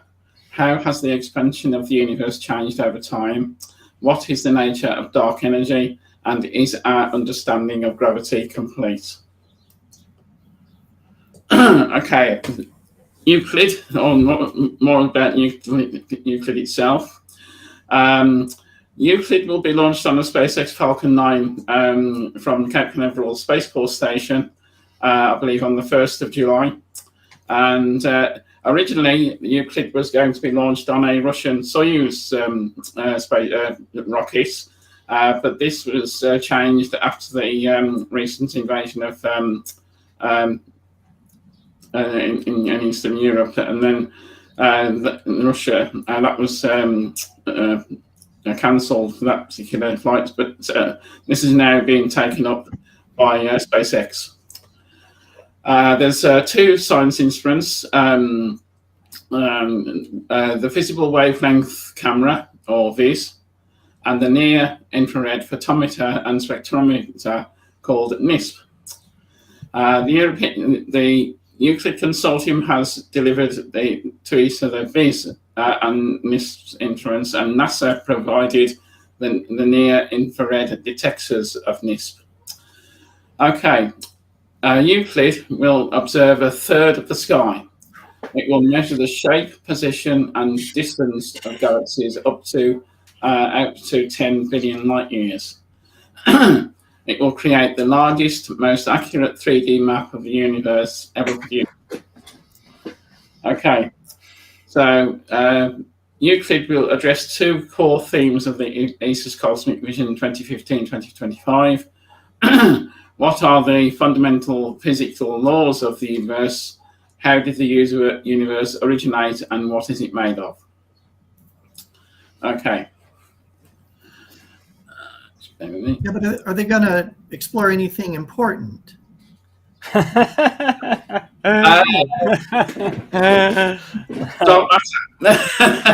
are small questions, Get real. Yeah. Okay. Right. So Euclid isn't a large telescope, as space telescopes go. It's a 1.2 meter diameter mirror, and the spacecraft itself is only 4.7 meters tall and 3.7 meters in diameter. I think, as you can see from the previous slide, it's the actual instruments that are doing the work, of course, and that's where we're going to get the science data from. So the actual mirror is only 1.2 meters. 1.2 meters, yeah. Yeah. So the visible instruments measures the shapes of billions of galaxies between 550 and 900 nanometers wavelength.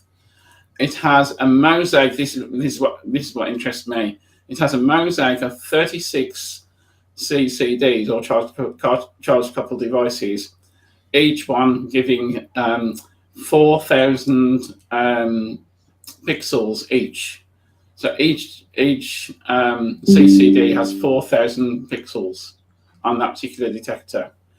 The near-infrared spectrometer and photometer measures the brightness and intensity of light from the galaxies, and is used to calculate the redshift stroke distance. And that works at between 900 and 2,000 nanometers wavelength. And that detector has a mosaic of 16 detectors, each having 2,000 by 2,000 pixels each. That will be the largest infrared field of view from space. I haven't actually checked that against James Webb. It's a lot wider field than James Webb. Yeah, it's a lot wider. So that still stands. Yeah, good. Okay. So Euclid will be stationed at Lagrange point 2, and it will actually be in the same orbit as the James Webb Space Telescope and ESA's Gaia Space Telescope.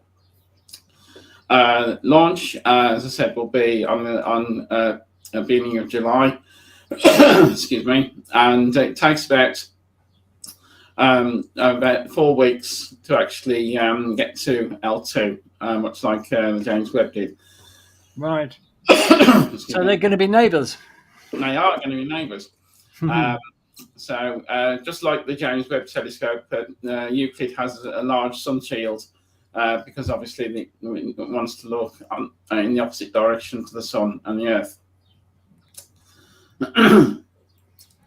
So this is just a slide showing the number of countries involved in Europe. So the list of countries there, obviously Germany, Italy, Spain, Portugal, and of course United Kingdom. So we're providing quite a lot of the expertise for the mission. Beyond Europe, we have the United States. NASA is providing some of the detectors instruments for the spacecraft, and of course SpaceX who are providing the launch. I love the involvement of Spain in this. Okay. If you look at all the other countries, it's space this, space that, space this, and in Spain it's the Ministry of Economy and Competitiveness. I thought that was good. Yeah. So, because I don't think there isn't a national space agency in Spain. Okay. So there we are. To create one. Yeah, got to be competitive with these dark energy surveys, haven't we? Yeah.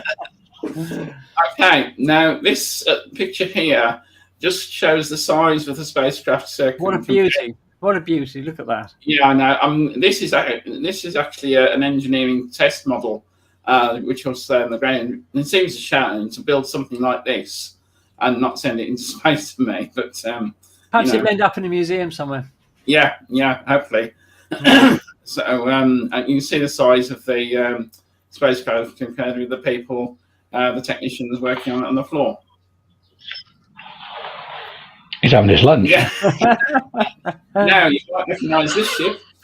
This ship carried Euclid from Italy to Florida in the MN Colibri. It's also carried the James Webb Space Telescope from Europe and to South America to Kourou for its launch. It's done a lot of work for space program recently. And that is how it was transported in that big container. And that is at Cape Canaveral Spaceport Station. Okay, as I said, it will launch on Saturday, the 1st of July at 4 p.m. our time, which is a nice time of Saturday. So we may be able to have a live launch for that. And just so for those that may not be familiar, it will be launched from Space Complex 40, which is to the south of the Kennedy Space Center on the Space Coast. Right at the bottom of this slide here, you have the Space Launch Complex 40. 41 is there. The Launch Complex 39. With Launch Complex 39A, which SpaceX use for their crewed launches, and their rocket launch, their rocket assembly facility is near there on the old crawlerway. And just at the top of the slide, you can see Launch Complex 39B, which is where future space launch systems will launch from. Great. And just a minor one, this is the route that the rocket will take to take it into orbit before heading off to L2. And as you can see, a little blip out in the Atlantic Ocean, that is where the drone ship is that will catch the booster for landing. Okay, and if you want to know more, there's a website there. You can put this in the chat if you like, but there's plenty on the ESA website about that, about the mission. If you want to, if you want to find out more. Now, the European Extremely Large Telescope is taking shape in the Atacama Desert in Chile, not too far away from where the European Southern Observatory have the Paranal Observatory, which is home to the world's most amazing telescopes at the moment. And I just thought that we'd just do a little bit about the ELT. Why at the moment? Well, because they've just released a new photograph of the observatory under construction. And they don't tend to release these photographs very often. Perhaps they think nobody's interested, but they don't tend to take that many photos of the ELT under construction. But they've released a new one this month, so I thought that might be a nice opportunity to have a look at the what will be, when it's completed, the world's biggest ever telescope, and this being the European extremely large telescope, the world's biggest eye on the sky. Now, as I said, it's being built in the Atacama Desert in Chile, and it's built by the European Southern Observatory as a dazzling new future, and it's being built at Cerro Amazonas in Chile. And just to let you know where it is, that's the Paranal Observatory. There, you can just see the domes on top of the mountain there, and this is what it looks like. There's the famous Paranal Observatory, and Amazonas is not a stone's throw, but it's not that far away. So this will be where the ELT will be, is being built at the moment. Now, just a bit of data about this telescope. It has a main mirror of 39 meters. Originally, the mirror was going to be 42 meters, but Europe discovered that if they dispensed with the outer ring of the mirror segments, because there are currently 798 mirror segments in the main mirror, if they did away with the outer ring of segments and cut the diameter of the mirror from 42 down to 39 meters, they could save nearly €1 billion. So that's what they decided to do. As it stands, the telescope has a collecting area of 978 square meters. Now, all of those 798 mirror segments have to be aligned absolutely perfectly. The tolerance to which they have to be aligned is tens of nanometers, 10,000 times thinner than a human hair across the whole of the mirror. So that is an unbelievable accuracy that they have to achieve. And they have 4,608 sensors across the mirror measuring the relative positions of those segments and correcting them in real time if any get out of alignment. And the primary mirror weighs 132 tons. It's made of a glass ceramic compound called Zero Dura. And the total weight of all the mirrors is 140 tons. So this is a huge project that Europe has undertaken to build the world's biggest telescope. Now, let's have a look at the science goals of the telescope. Firstly, it's going to be used for imaging exoplanets directly and analyzing their atmospheres.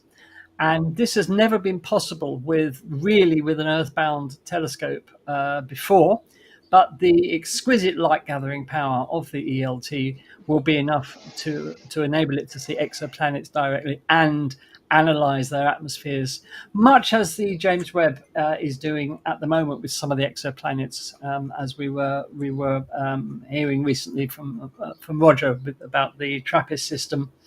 And this is the first time in history that technology of an earthbound telescope has been able to do this. The whole telescope is reckoned to have a resolution 15 times greater than the Hubble Space Telescope.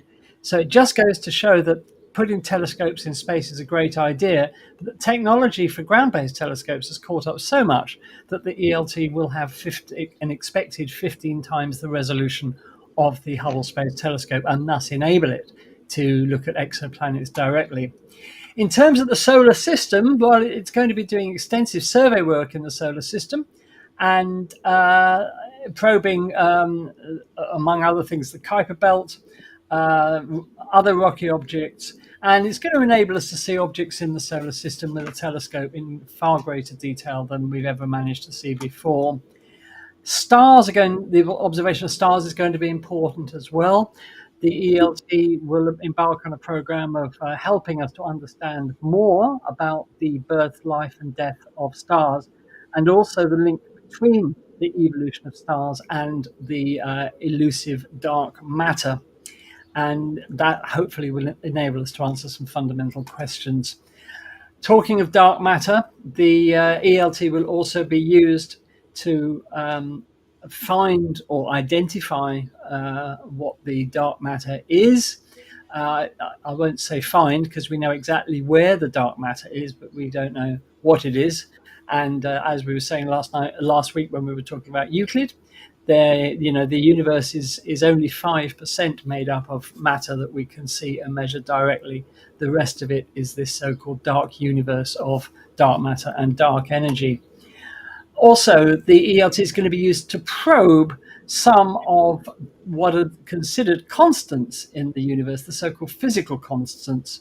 And they want to use the ELT to try and test whether some of these constants that the astronomers and astrophysics use are actual constants or whether they vary over time. So that's some pretty fundamental work that it's going to be doing on those.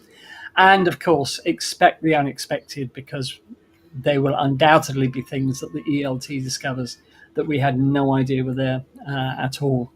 So that's a big science program ahead of the ELT. Let's look at the telescope itself in a little more detail. The telescope is made up of a 5-mirror system. As we said, a 39-meter segmented mirror of 798 fragments, then a 4.2-meter diameter secondary mirror that the light goes to next. Then there's a thing called a tertiary mirror, which is 3.8 meters in diameter. Then it goes to a 4th mirror, which is a flat mirror of 2.4 meters.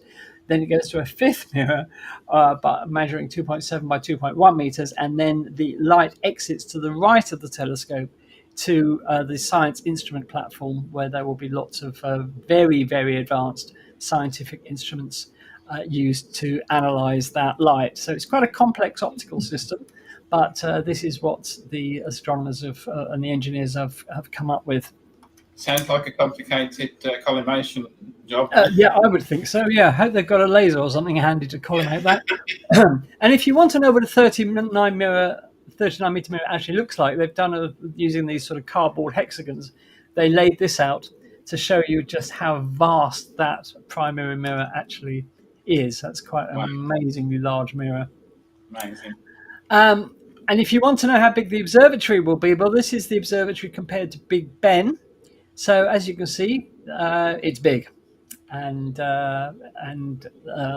if you want to get a comparison for landmarks in your country, go to the website of the European Southern Observatory, and they've got the observatory compared to lots of other landmarks around the world. But as you can see, it's going to be it's going to be absolutely enormous.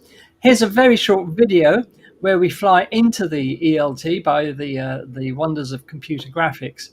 And I just think this is going to be like a huge cathedral of astronomy. That's the only way you can describe it.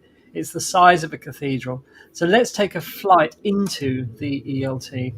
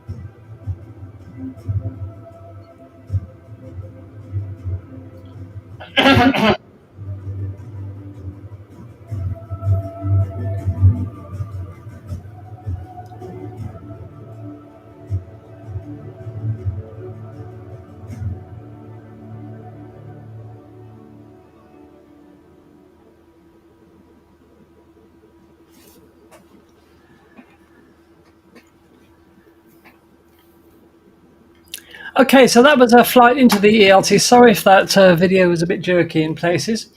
The first step in building this massive observatory was blowing the top off a mountain and lowering the top of the mountain by 40 meters to create an area to build the Observatory on.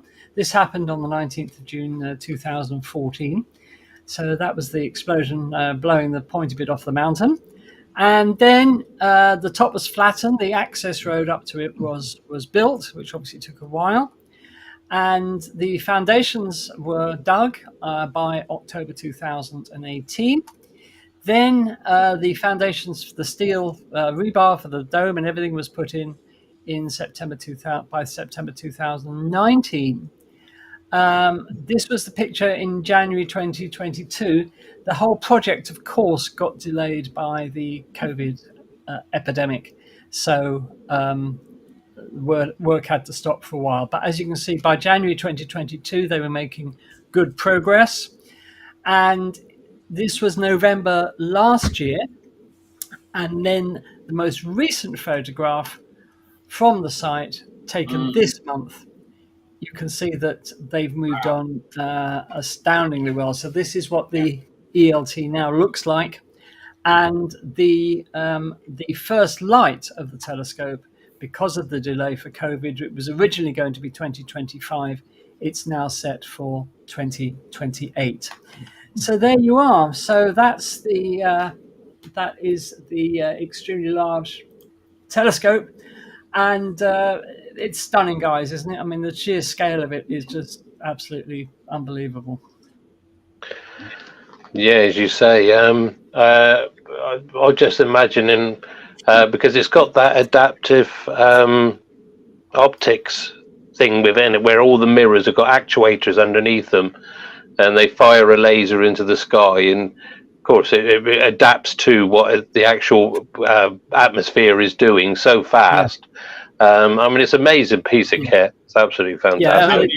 I did a little calculation from what you were saying about Hubble resolution. Yeah. And it turns out that with the adaptive optics, it will have a spatial resolution of 0.00093 arc seconds. Wow. Well, that's not very good, is it? We could do better. Never satisfied, Daz. You're never happy. Andy, There's always room for improvement. Can you compare that? Andy, Sorry? you were talking about the outer mirrors that Yes. taken to make it 39 meters, and there was another telescope called the Overwhelmingly Large Telescope. Yeah, the owl. Yes. OWL. Yeah. Like the acronym. Followed by the ridiculously large, the RLT. Isn't it? Yeah. I I always thought Shouldn't the owl one be at Hogwarts? Oh, very good. Very good. I always thought they should have made one called the Superb Owl or Super Bowl. So that would have been good. In terms of resolution, Luke, can you compare that angular resolution to something? What was it for the James Webb, for example? Anybody remember? James Webb is, of course, it's wavelength dependent, right? Yes, of course. Right. But the number that's often given, I think, is 0.032 arc seconds. So, and Hubble would be 0.014, actually a little better, but again, it's wavelength dependent. Wavelength dependent, yes. Yeah, sure. There we are then. So, we're looking forward to the ELT. Can't wait to see the results from that. As I said, it's going to see first light now in 2028 if all goes well. I would love to have that on my bucket list, to pay that a visit, just to stand in that dome. I mean, can you imagine what it must be like? I'll come with you, Andy. Yeah, well, that's it. That's a date then, Michael. We'll do it. We need more coffee money. Ian says he can't. Lots of coffee money. Ian says he can't wait till the BLT. Ah, yes, absolutely. Yeah. So the BLT. Yeah, Ian wants a BLT. So, if you're wondering, viewers, how that whole adaptive optics system works, see, the thing is, up in the high atmosphere, there's a layer of sodium atoms, and if you shine a laser at the sodium atoms, they fluoresce under laser light, and in the sky it looks like a an artificial star. Now, the big problem with telescopes, as we all know as astronomers, is that the atmosphere never stands still, that it's got currents of air moving about continuously, which spoil the viewing.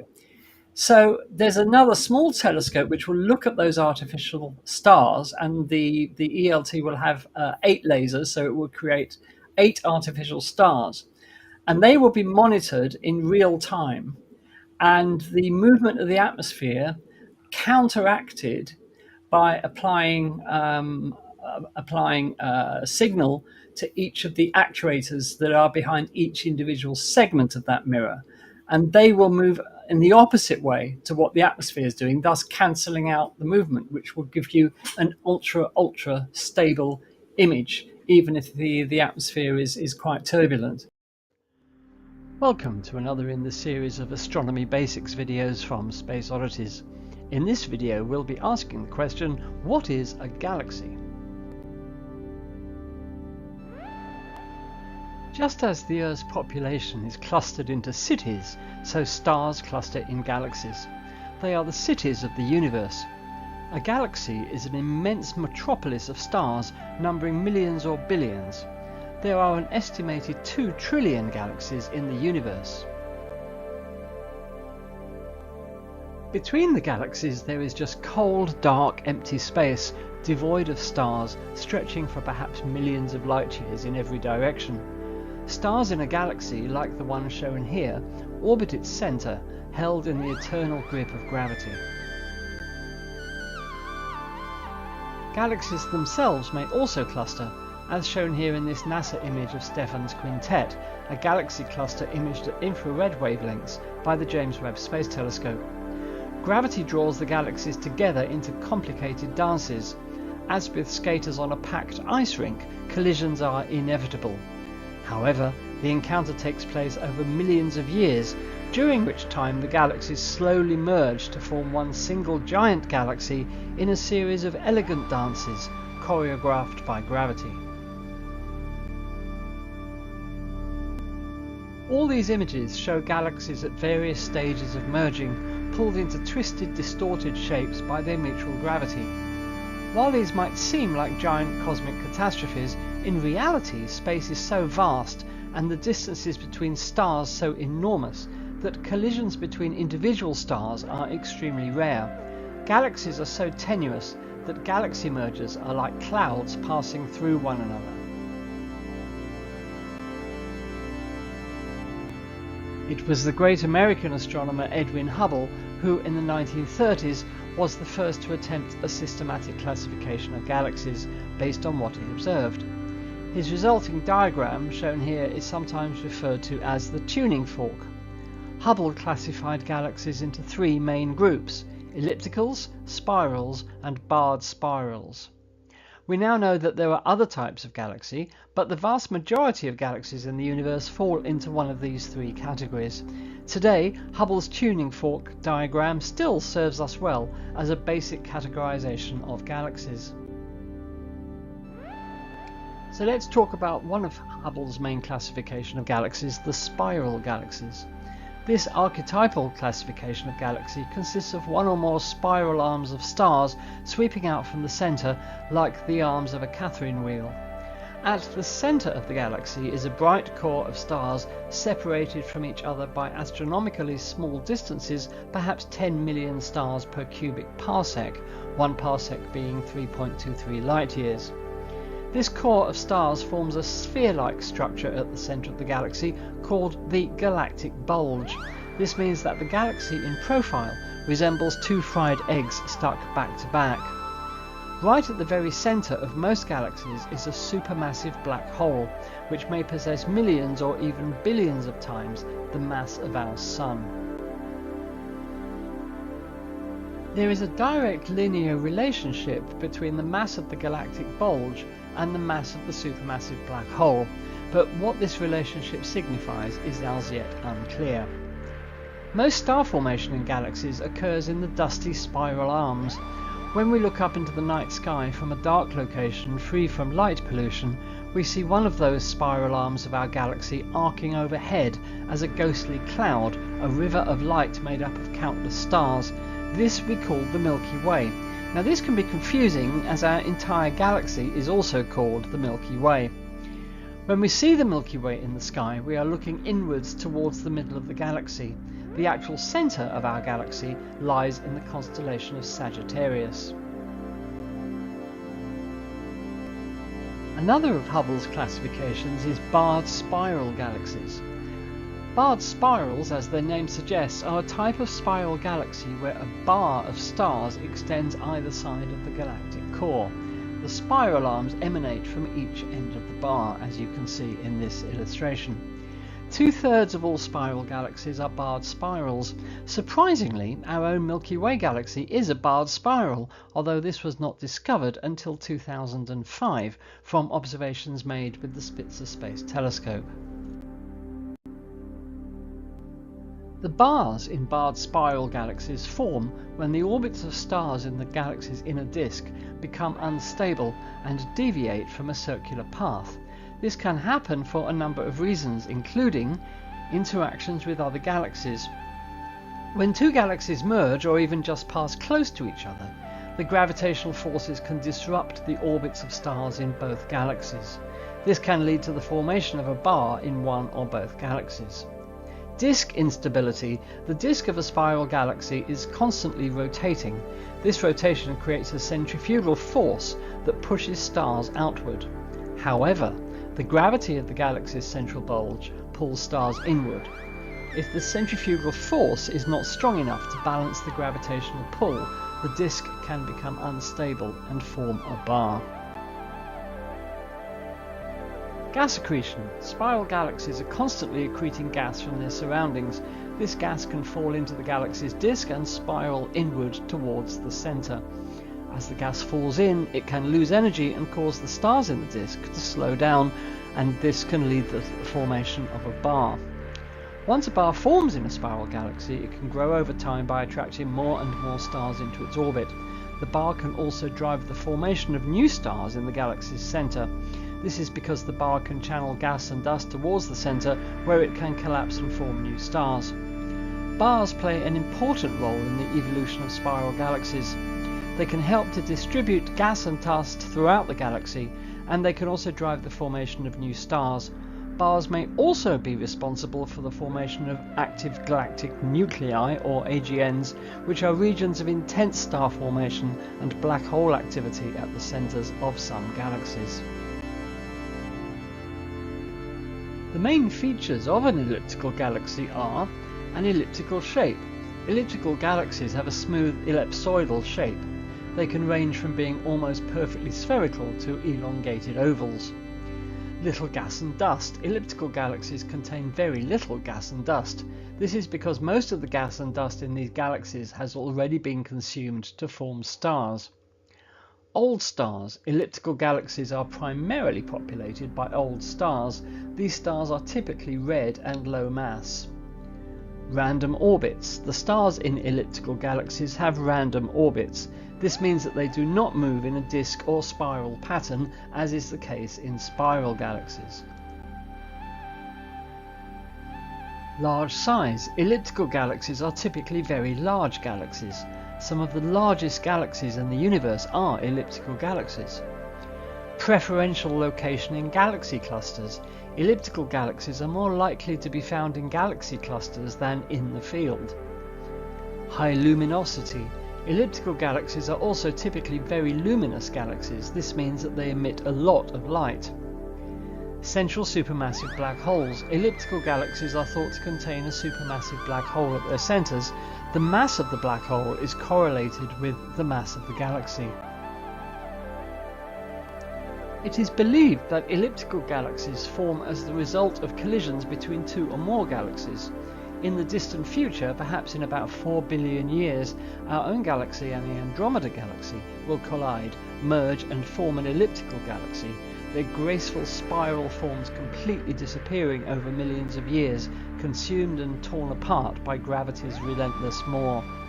This is why elliptical galaxies contain very old stars. They are remnants from the galaxies which collided. Elliptical galaxies, with their paucity of gas, are incapable of giving birth to new stars.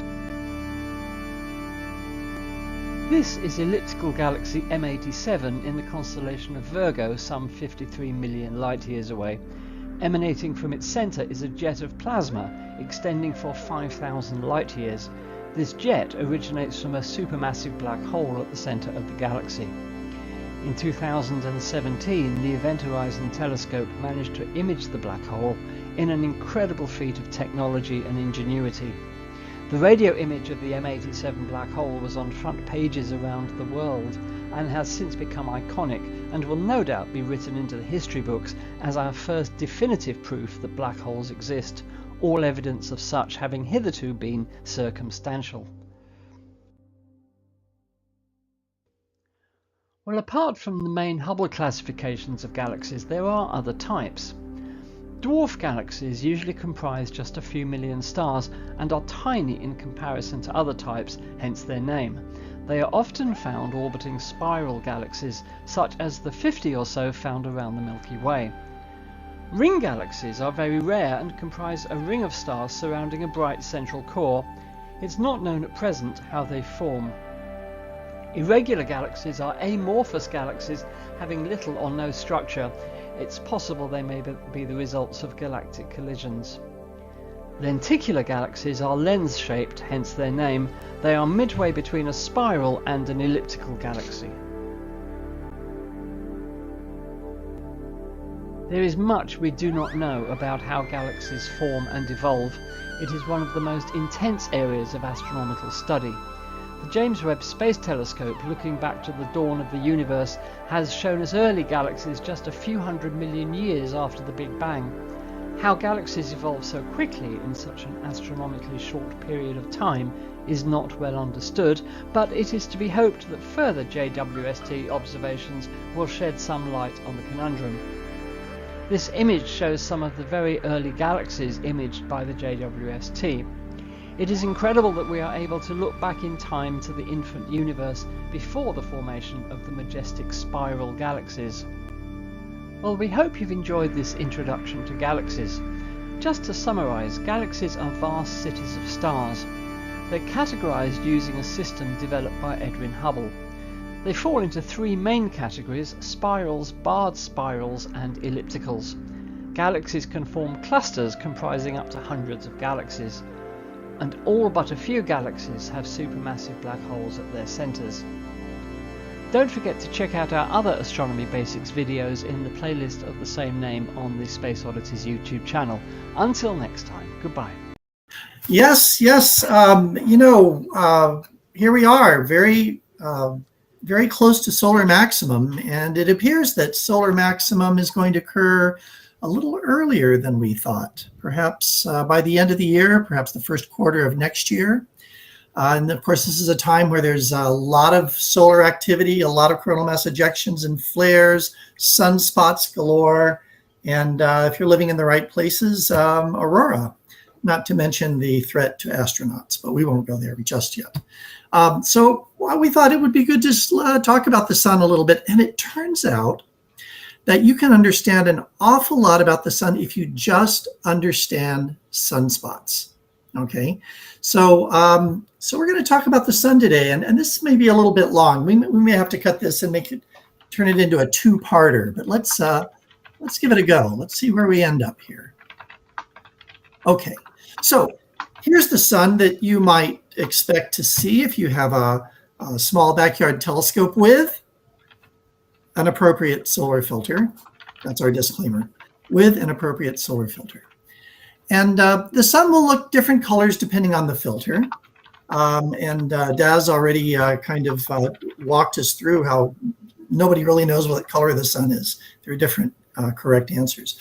But one of the things that you can see in this image is that the edges of the sun are dark, right? And this is actually real. This is called limb darkening. And it has to do with the fact that the sun is gaseous. And so you can see through parts of it at different depths.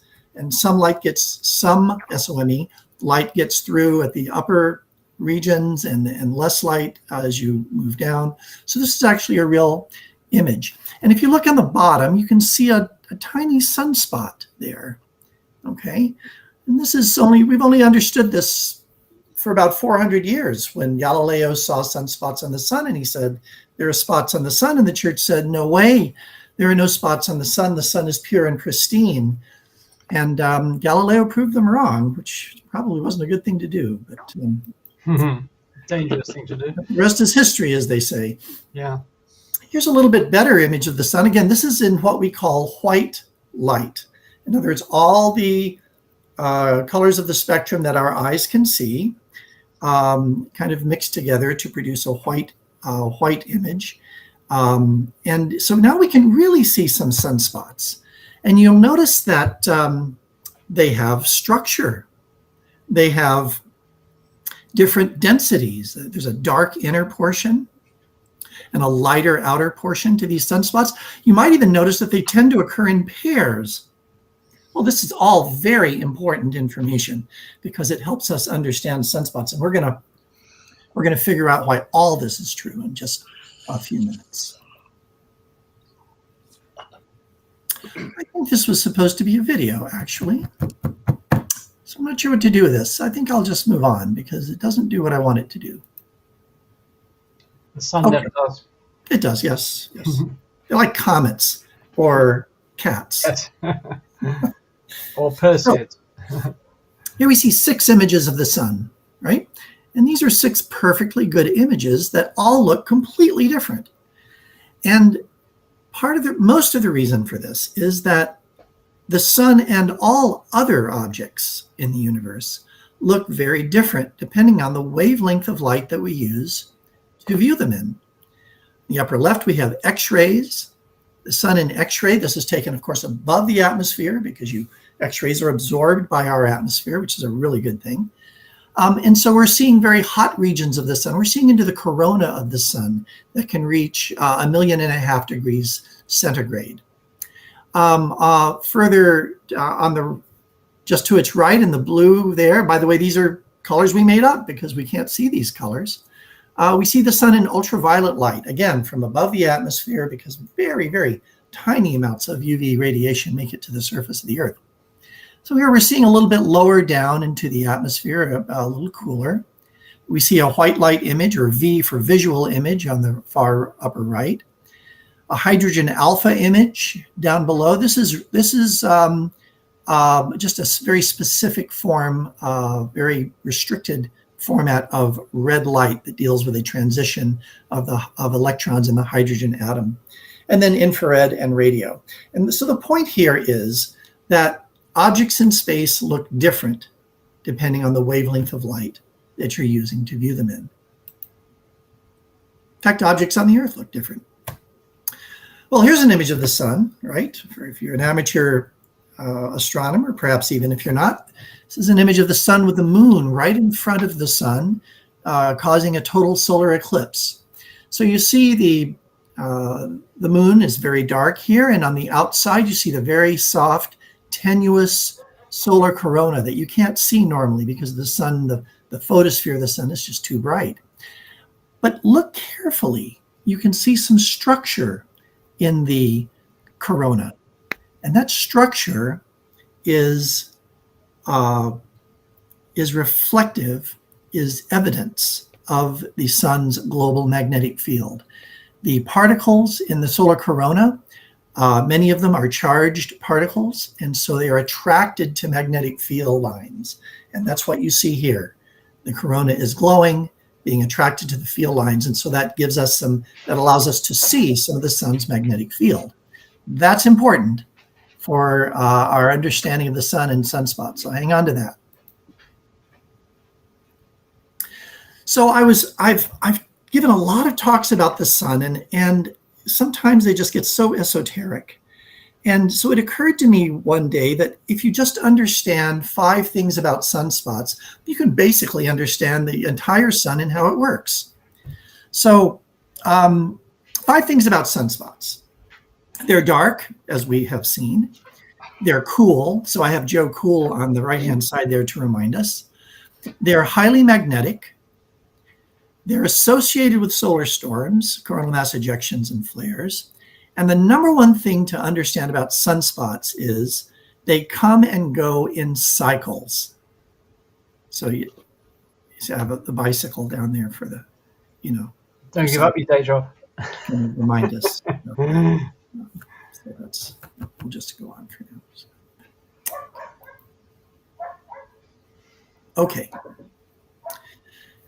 When we look carefully at sunspots, and this bottom image, by the way, is a ground-based image from a solar observatory, maybe National Solar Observatory, we see that it has structure. It has a dark inner portion and a lighter outer portion. The umbra is the inner portion, the penumbra is the outer portion.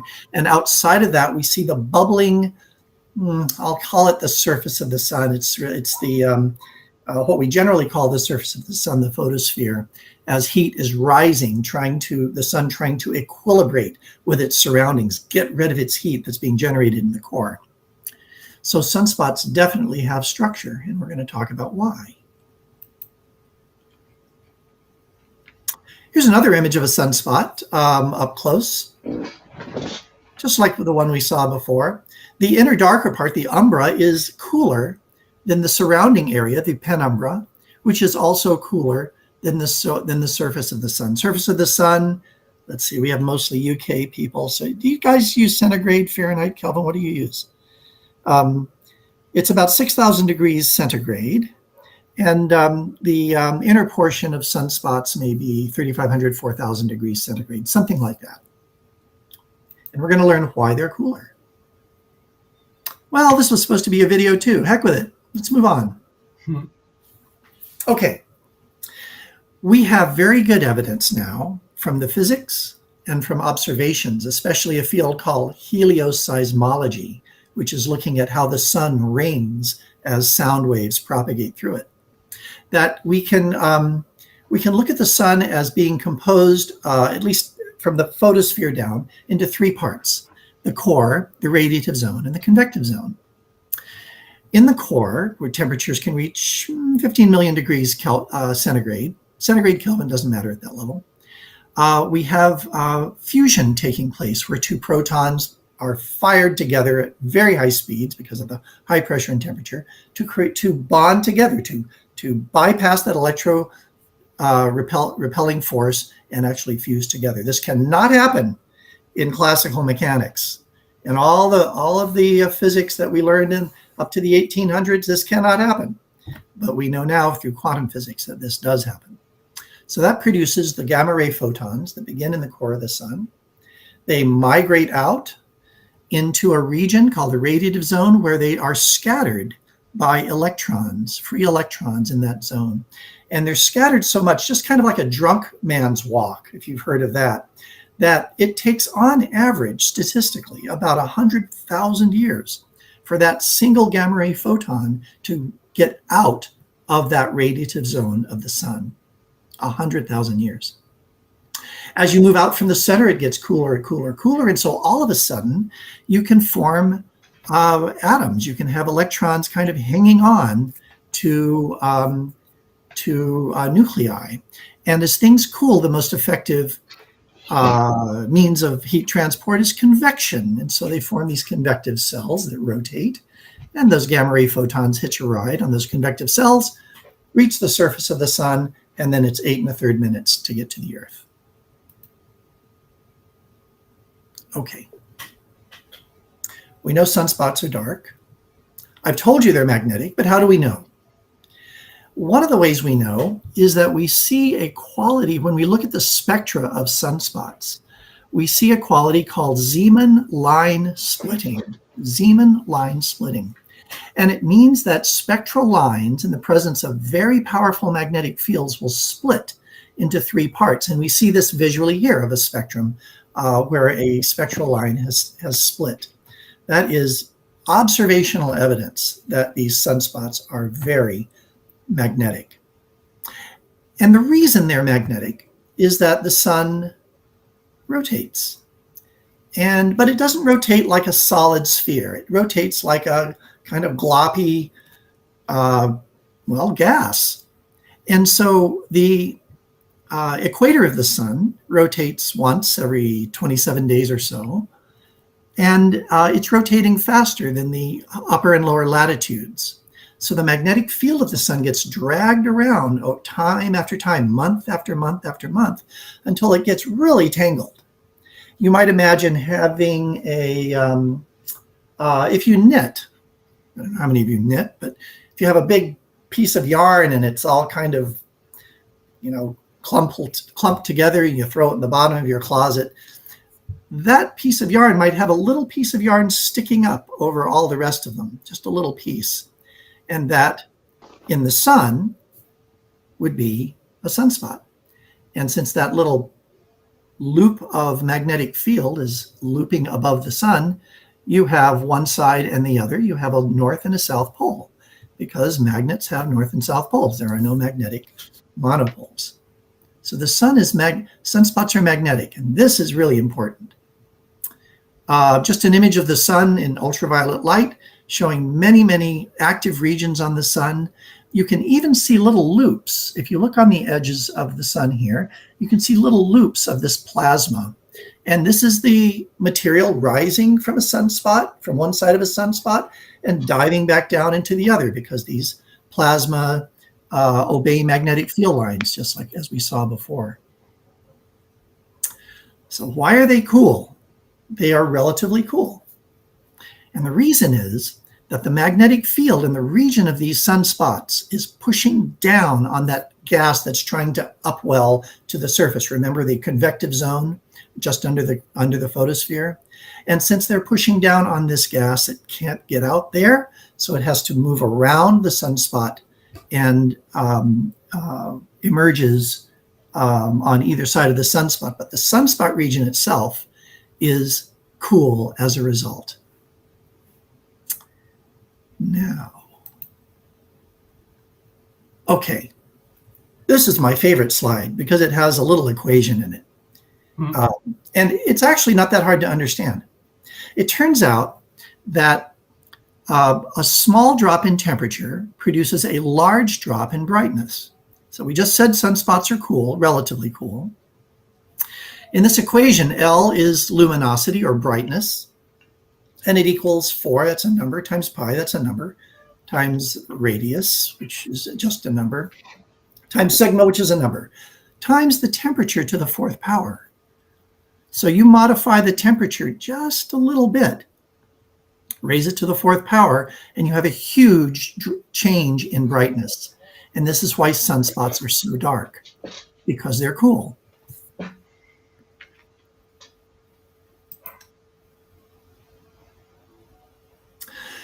It also turns out that solar storms, and we're seeing a lot of solar storms these days because we're very near solar maximum, solar storms tend to occur around large sunspot regions.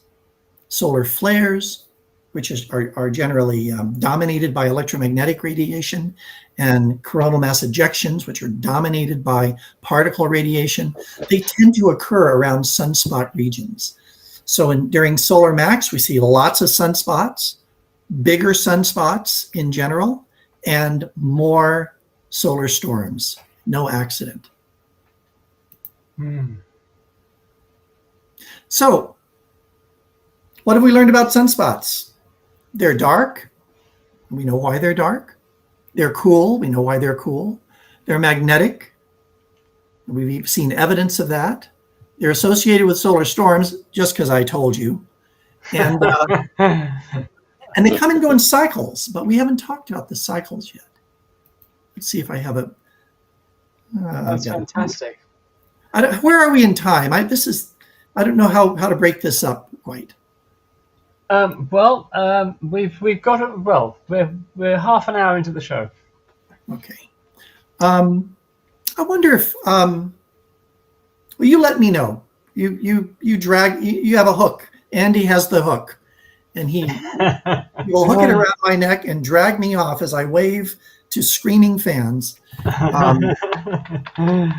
Right. Well, I mean, it's all interesting stuff, Luke. So we would love to see it. So no problem at all. Yes, indeed. Right. Well, thank you for that. Perhaps we'll carry on next week with the rest of us. Yeah, we can carry on next week. Yeah, because I mean, Lou, you mentioned the corona being up to 1.5 million degrees in heat hotter than the actual surface of the sun. Well, just recently I was reading a paper that they think they may have solved that problem, why the corona is so much hotter. And it was, I'm not sure whether it was Betty Colombo or Parker Solar Probe, one of the two. No, it was the studying European Solar Orbiter. Oh, okay, then not even the one I was thinking Europeans of. always want to take credit. I mean, come on. For good reason. We just do everything better, that's why. Of course. Yeah. What they noticed was that you were talking about these magnetic lines on the surface of the sun, which usually join the spots and all that, but there's also other magnetic activity going on, which gives us the plages, which is the light areas. So there's a lot of magnetic activity going on. But what they found is that it's covered in these little magnetic lines, which apparently are vibrating very rapidly. And they think that this vibration of all these small magnetic filaments is possibly the cause. And like I said, it's possibly, with the sun, we don't know positively, is what's actually heating the actual corona to such a high temperature. And if it's correct, then that's one more nail in the coffin of the mysteries of the sun. If you remember, Daz, I was showing some images of those last week. And they're like... Oh, of course, yeah, sorry, yeah. No problem. Yeah. They're like little magnetic waves that are travelling rapidly across the surface of the sun. And they think that's what's, as Daz said, that's what's heating the corona. Would these be the Elfin waves? That this was the prevailing theory before Parker was launched. Don't know. I couldn't tell you offhand. But also, you were talking about the cycle. Of course, we were expecting cycle 25 to reach its maximum on 2025, but because it's the prediction. This is outdoing all the predictions that they've made so far. They expected the solar spot activity to be very low, like the previous cycle 24 was. And they were then, of course, there was also some people that were expanding that. If we go into what they call it, a great solar minimum, which could eventually lead to an ice age. Well, that'll sort out our global warming problem. I have to break in here. We have been laboring under that theory for a long time. The regions of time where there are essentially no sunspots, Maunder minimum, and all that, and the ice age that occurred in Europe. During the last one, I think the late 1600s. That appears not to be the case any longer. That a more careful review of the data. I was teaching it. But a more careful review of the data suggests that sunspot minima, even prolonged sunspot minima, do not result in mini ice ages as much as we need a mini ice age right now. I don't think that's borne out by the data. That happened. Not from that anyway. Oh, that's a shame.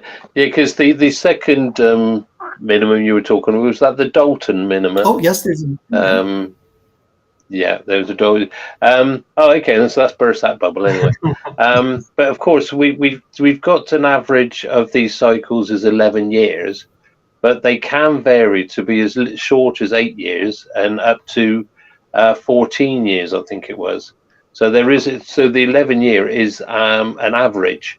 And of course, if we're going to go to maximum the end of this year, because the solar spots have appeared a lot more than we were expecting and so much quicker, because if you see a graph, you can see there's a little hump, and the 25th of 2025 was the maximum, then it's supposed to come back down again. If you look at what the actual sunspots have gone, it's actually above the line and climbing still at this very moment. So if we do go to a maximum at the end of this year, it would be interesting to see whether that means we're going to get a very long decline to a minima, to cover sort of like more towards the 11 years, or we're going to have a very short cycle. It's fascinating to see it actually pan out, how it's actually going. So it just goes to show that we really, although we know a lot about the sun, we don't know enough to predict anything at the moment. So yeah, it's, as you said, it's very, very interesting. The problem is that there are two ways that we can make predictions outside of Ouija boards. One is to look at the previous behavior of the sun, right? And we had seen that the solar maximum had been declining over the previous cycles. The other, which would be much more accurate, would be to actually understand the solar cycle, why it is the way it is and what drives it.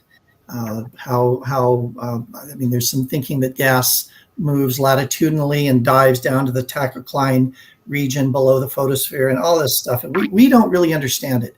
But if we understood the physics well, then we would be able to predict with better accuracy. And we just don't yet. No. I mean, one thing I did forget to mention is we could also have a double peak. Yes. Of maximum. It can start to decline and then pop back up again. So it's fascinating. I find these sunspots and these cycles, and of course, I think it was Ian mentioned it last week when we mentioned the sun, is that at the end of this cycle, the poles will swap. So that's one of the ways we know that the cycles come to an end. And also with your dual sunspots, they've got polarities. They will also swap, and that's how we know we've come to an end of a cycle. But then you've then got supposedly another cycle, and I think really we need to look at not the 11-year cycles, but the 22-year cycles when things have changed, because there has been some predictions that what they call a south lead cycle tends to have have more interaction with us than with solar weather than a north one does. It's just fascinating. I find this so interesting. And if anybody wants to know a little bit about, I mean, Lou's done a wonderful job as regards telling us about the sunspots. If you look at on the YouTube and look at our the presentation, which was does the solar cycles interact with earthquakes and volcanoes on Earth, have a look at that, and that'll give you a brief description of how these cycles work. So and can I just say as well that sunspots are not unique to the sun. We have actually observed them on the surface of other stars. So we know that they are a common feature of stars, that they are sort of intrinsic, if you like, to the activity of stars. For example, here's one on the surface of, let me just make that a bit bigger, of Zeta Andromedae. You can see three clear, well, astronomers call them star spots, of course, not sunspots, because they're not on the sun, they're on other stars. So these are star spots, and this is another star, big star called Zeta Andromedae. And I think they've imaged them on Betelgeuse, Regulus, and Antares, if I remember right. Yes. I mean, as well as sunspots, you've also got to think about coronal holes, which also give us intense space winds. And Kevin here is talking about plages and faculae. There's a lot of things that actually go on the surface of the sun, which all interact, and they all do their own thing. I mean, there's been a couple of this week alone, we've had about 3 or 4 storms come our way from flares and coronal mass ejections. So it's really ramped up at the moment. And if you want to look at this, a website which I've just found recently, it's called solarham.net. Now, if you go to that, you'll be able to look at the sun in different wavelengths, as Lou was pointing out. Every wavelength gives you something different to look at. And it's solarham.net. Solarham, as in H-A-M. HAM, yeah. And from there, you can actually link up to NOAA, which is the North American Space Weather community, or just Google NOAA Space Weather, and there's one on there called Panels. And if you go on the panels, it gives you all these graphs, all these diagrams. And if you go to the actual NOAA site, you can actually watch videos of what's happened in the last few hours and things like that. So and it's all free. So yeah, have a look. It's fascinating. Great. You can spend hours on it. Anyway, I'm waffling now. So what we'll do now? Yeah, lovely talk, though. Lovely. What we'll do now? We will move celestial objects a bit closer to home. We'll move from the sun to the moon. So I hope you can see this. So the first bit is about the gravitational wave background. Now, let's start off by having a look at, if you like, the spectrum of gravitational waves. As you're probably aware by now, we have detected over 100 gravitational wave events since 2015 using the LIGO detectors in the United States and the Virgo detector in Italy. Now, here we have a scale showing you the frequency of the gravitational waves, what type of objects we can detect at those frequencies, and how we can detect them. So the first thing to say is that between the 1 and 100 hertz frequency, this is what we've been observing out at the moment, and this has enabled us to detect merging black holes, colliding neutron stars, collisions between neutron stars and black holes. And this is the limitation, if you can call it that, of the LIGO and Virgo detectors. They're observing in those sort of frequencies. So these are really quite high frequency observations. The instruments are tuned to detect gravitational waves at those frequencies. So these are high frequency, short wavelength, if you like, events. But there are other types of gravitational waves in the universe which are much lower frequency with a much longer wavelength. And in particular, we're talking about the merging of supermassive black holes at the hearts of galaxies. And this is right down here at 10 to the minus 8, 10 to the minus, well, between 10 to the minus 7 and 10 to the minus 9 hertz in frequency.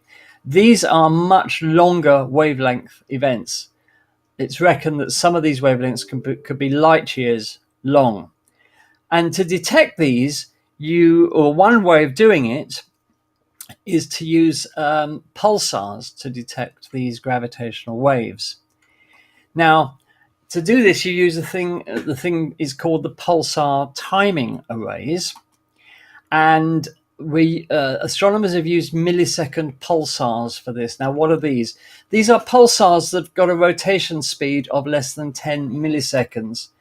And we know their rotation speed incredibly accurately. They are the universe's most accurate clocks. They in terms of timing, they rival the most accurate atomic clocks that we have. The fastest spinning millisecond pulsar yet discovered rotates at an amazing 716 times per second. And they thought to spin at that speed because they've been accumulating material from a companion star, which has the effect of speeding up their rotation. But the important thing is here, they are incredibly accurate clocks. Now, astronomers have used 68 of these, all at different distances from the Earth. And as the pulsars spin, these lighthouse-like beams of electromagnetic radiation, be they X-rays or radio, flash in the direction of the Earth so that we can see them. Of course, this is greatly slowed down because these are millisecond pulsars. They're rotating once in less than 10 milliseconds. But I didn't manage to find an animation that would show you that rotation speed, funnily enough. So these are 68 pulsars at different distances from the Earth. And we know exactly, to an incredible accuracy, many, many, many decimal places, exactly how long they take to spin once. So what happens is that you have a gravitational wave which passes through the universe, and this has the effect of delaying or advancing the time at which the pulsars, the signals from these pulsars actually arrive. And by working out exactly how long these signals are advanced or delayed, you can learn something about the gravitational wave that has passed through the universe that has actually done that. Now, look at it another way. Here we have a graphic showing the Earth surrounded by these millisecond pulsars. Far off in the universe, as we know, there are galactic collisions between galaxies, where the two black holes, one in each galaxy, or in some cases more than two galaxies collide, in which case it'd be three, they come together and slowly begin to orbit each other at the center of the galactic merger. Now, they probably orbit each other for, many thousands of years, but they inexorably come closer together. And as they do, because they're accelerating around each other, they radiate gravitational waves, because anything that accelerates in the universe generates these gravitational waves. How do we know that this happens at the center of galactic clusters with these supermassive black holes? Well, we can actually see it. Here you have an X-ray image of the center of a galactic merger 400 million light years away, and you can see clearly here that there are two superheated disks of material showing up in X-rays, and if they weren't that hot, we wouldn't be able to see them in X-rays. And these two disks surround supermassive black holes. Now, to see the gap between those supermassive black holes at a distance of 400 million light years means that, of course, they're very far apart. Otherwise, we wouldn't stand a chance of being able to split those into two separate objects. Those two black holes are separated by 5,000 light years, believe it or not. That's the gap between the two you can see there. If we add the radio data into that graphic, we can see the jets of material that the black holes are firing out across the universe.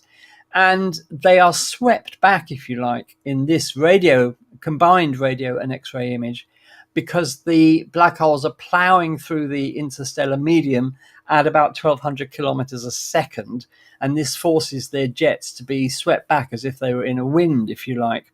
So we know that we can see these black holes which one day will merge, and as they do get closer together, the gravitational waves from them get stronger and stronger. But the point is that they are very long wavelength, low frequency gravitational waves.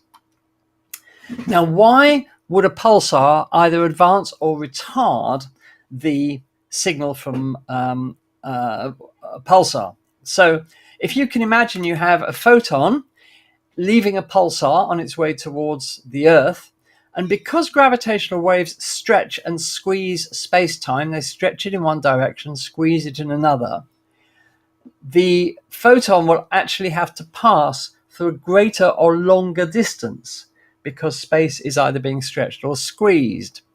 And this means that it will if it's being stretched, the photon will take longer to pass through the gravitational wave, because space is literally being stretched. So the photon takes a longer time to arrive at the Earth. So its arrival is delayed compared to when it should be arriving, because we know exactly when it should be arriving, because they are the universe's most accurate clocks.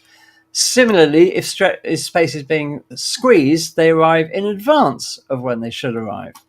Now, what astronomers have found is this, that there is a background noise in the universe of these gravitational waves, because gravitational waves, according to Einstein, and we have to say we think there are quantum reasons why this probably doesn't happen, but according to Einstein, gravitational waves never die out altogether. They just keep traveling forever. They get weaker, but they never die out altogether.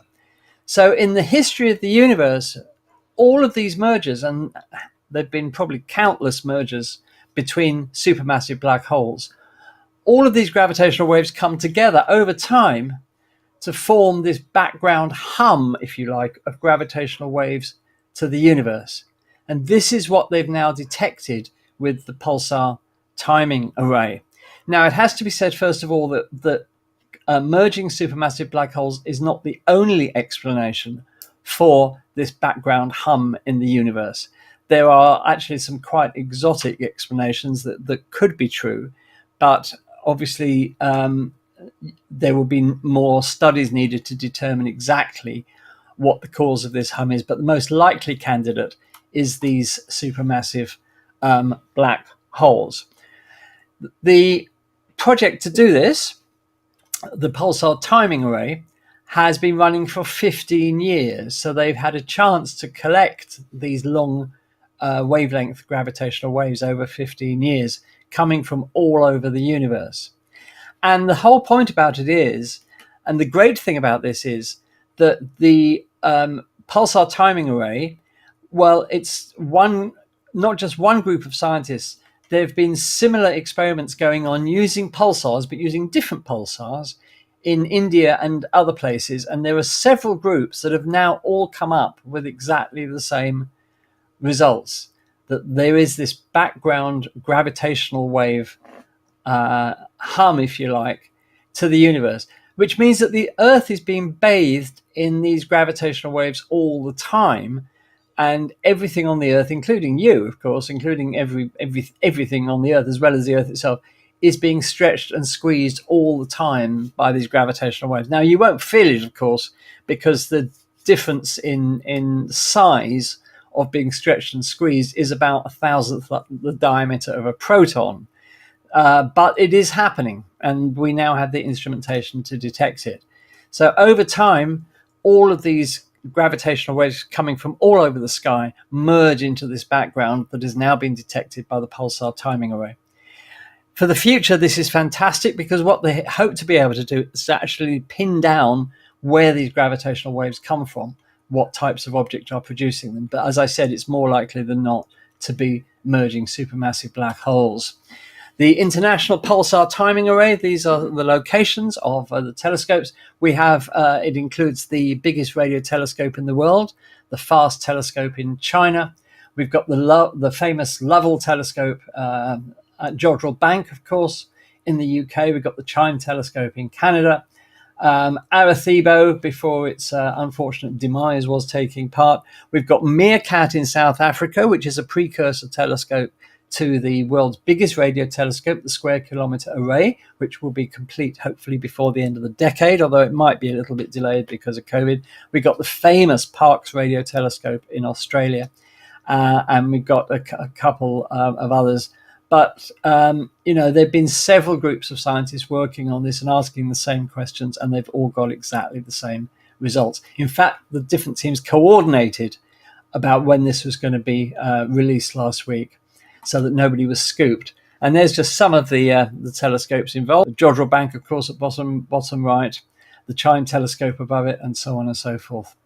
So that was the announcement. We finally detected this gravitational wave background in the universe, and the future for gravitational wave astronomy, which is, let's not forget, only 8 years old as a science, it's already detected this. And this science of gravitational wave astronomy, the first time we've been able to observe the universe in anything other than light electromagnetic radiation, has advanced amazingly in 8 years. And the two LIGO detectors, or the three LIGO detectors, I should say, the two LIGOs in America and the Virgo detector in Europe are now back online, working together. They came online the last week of May, and they have made lots of detections already.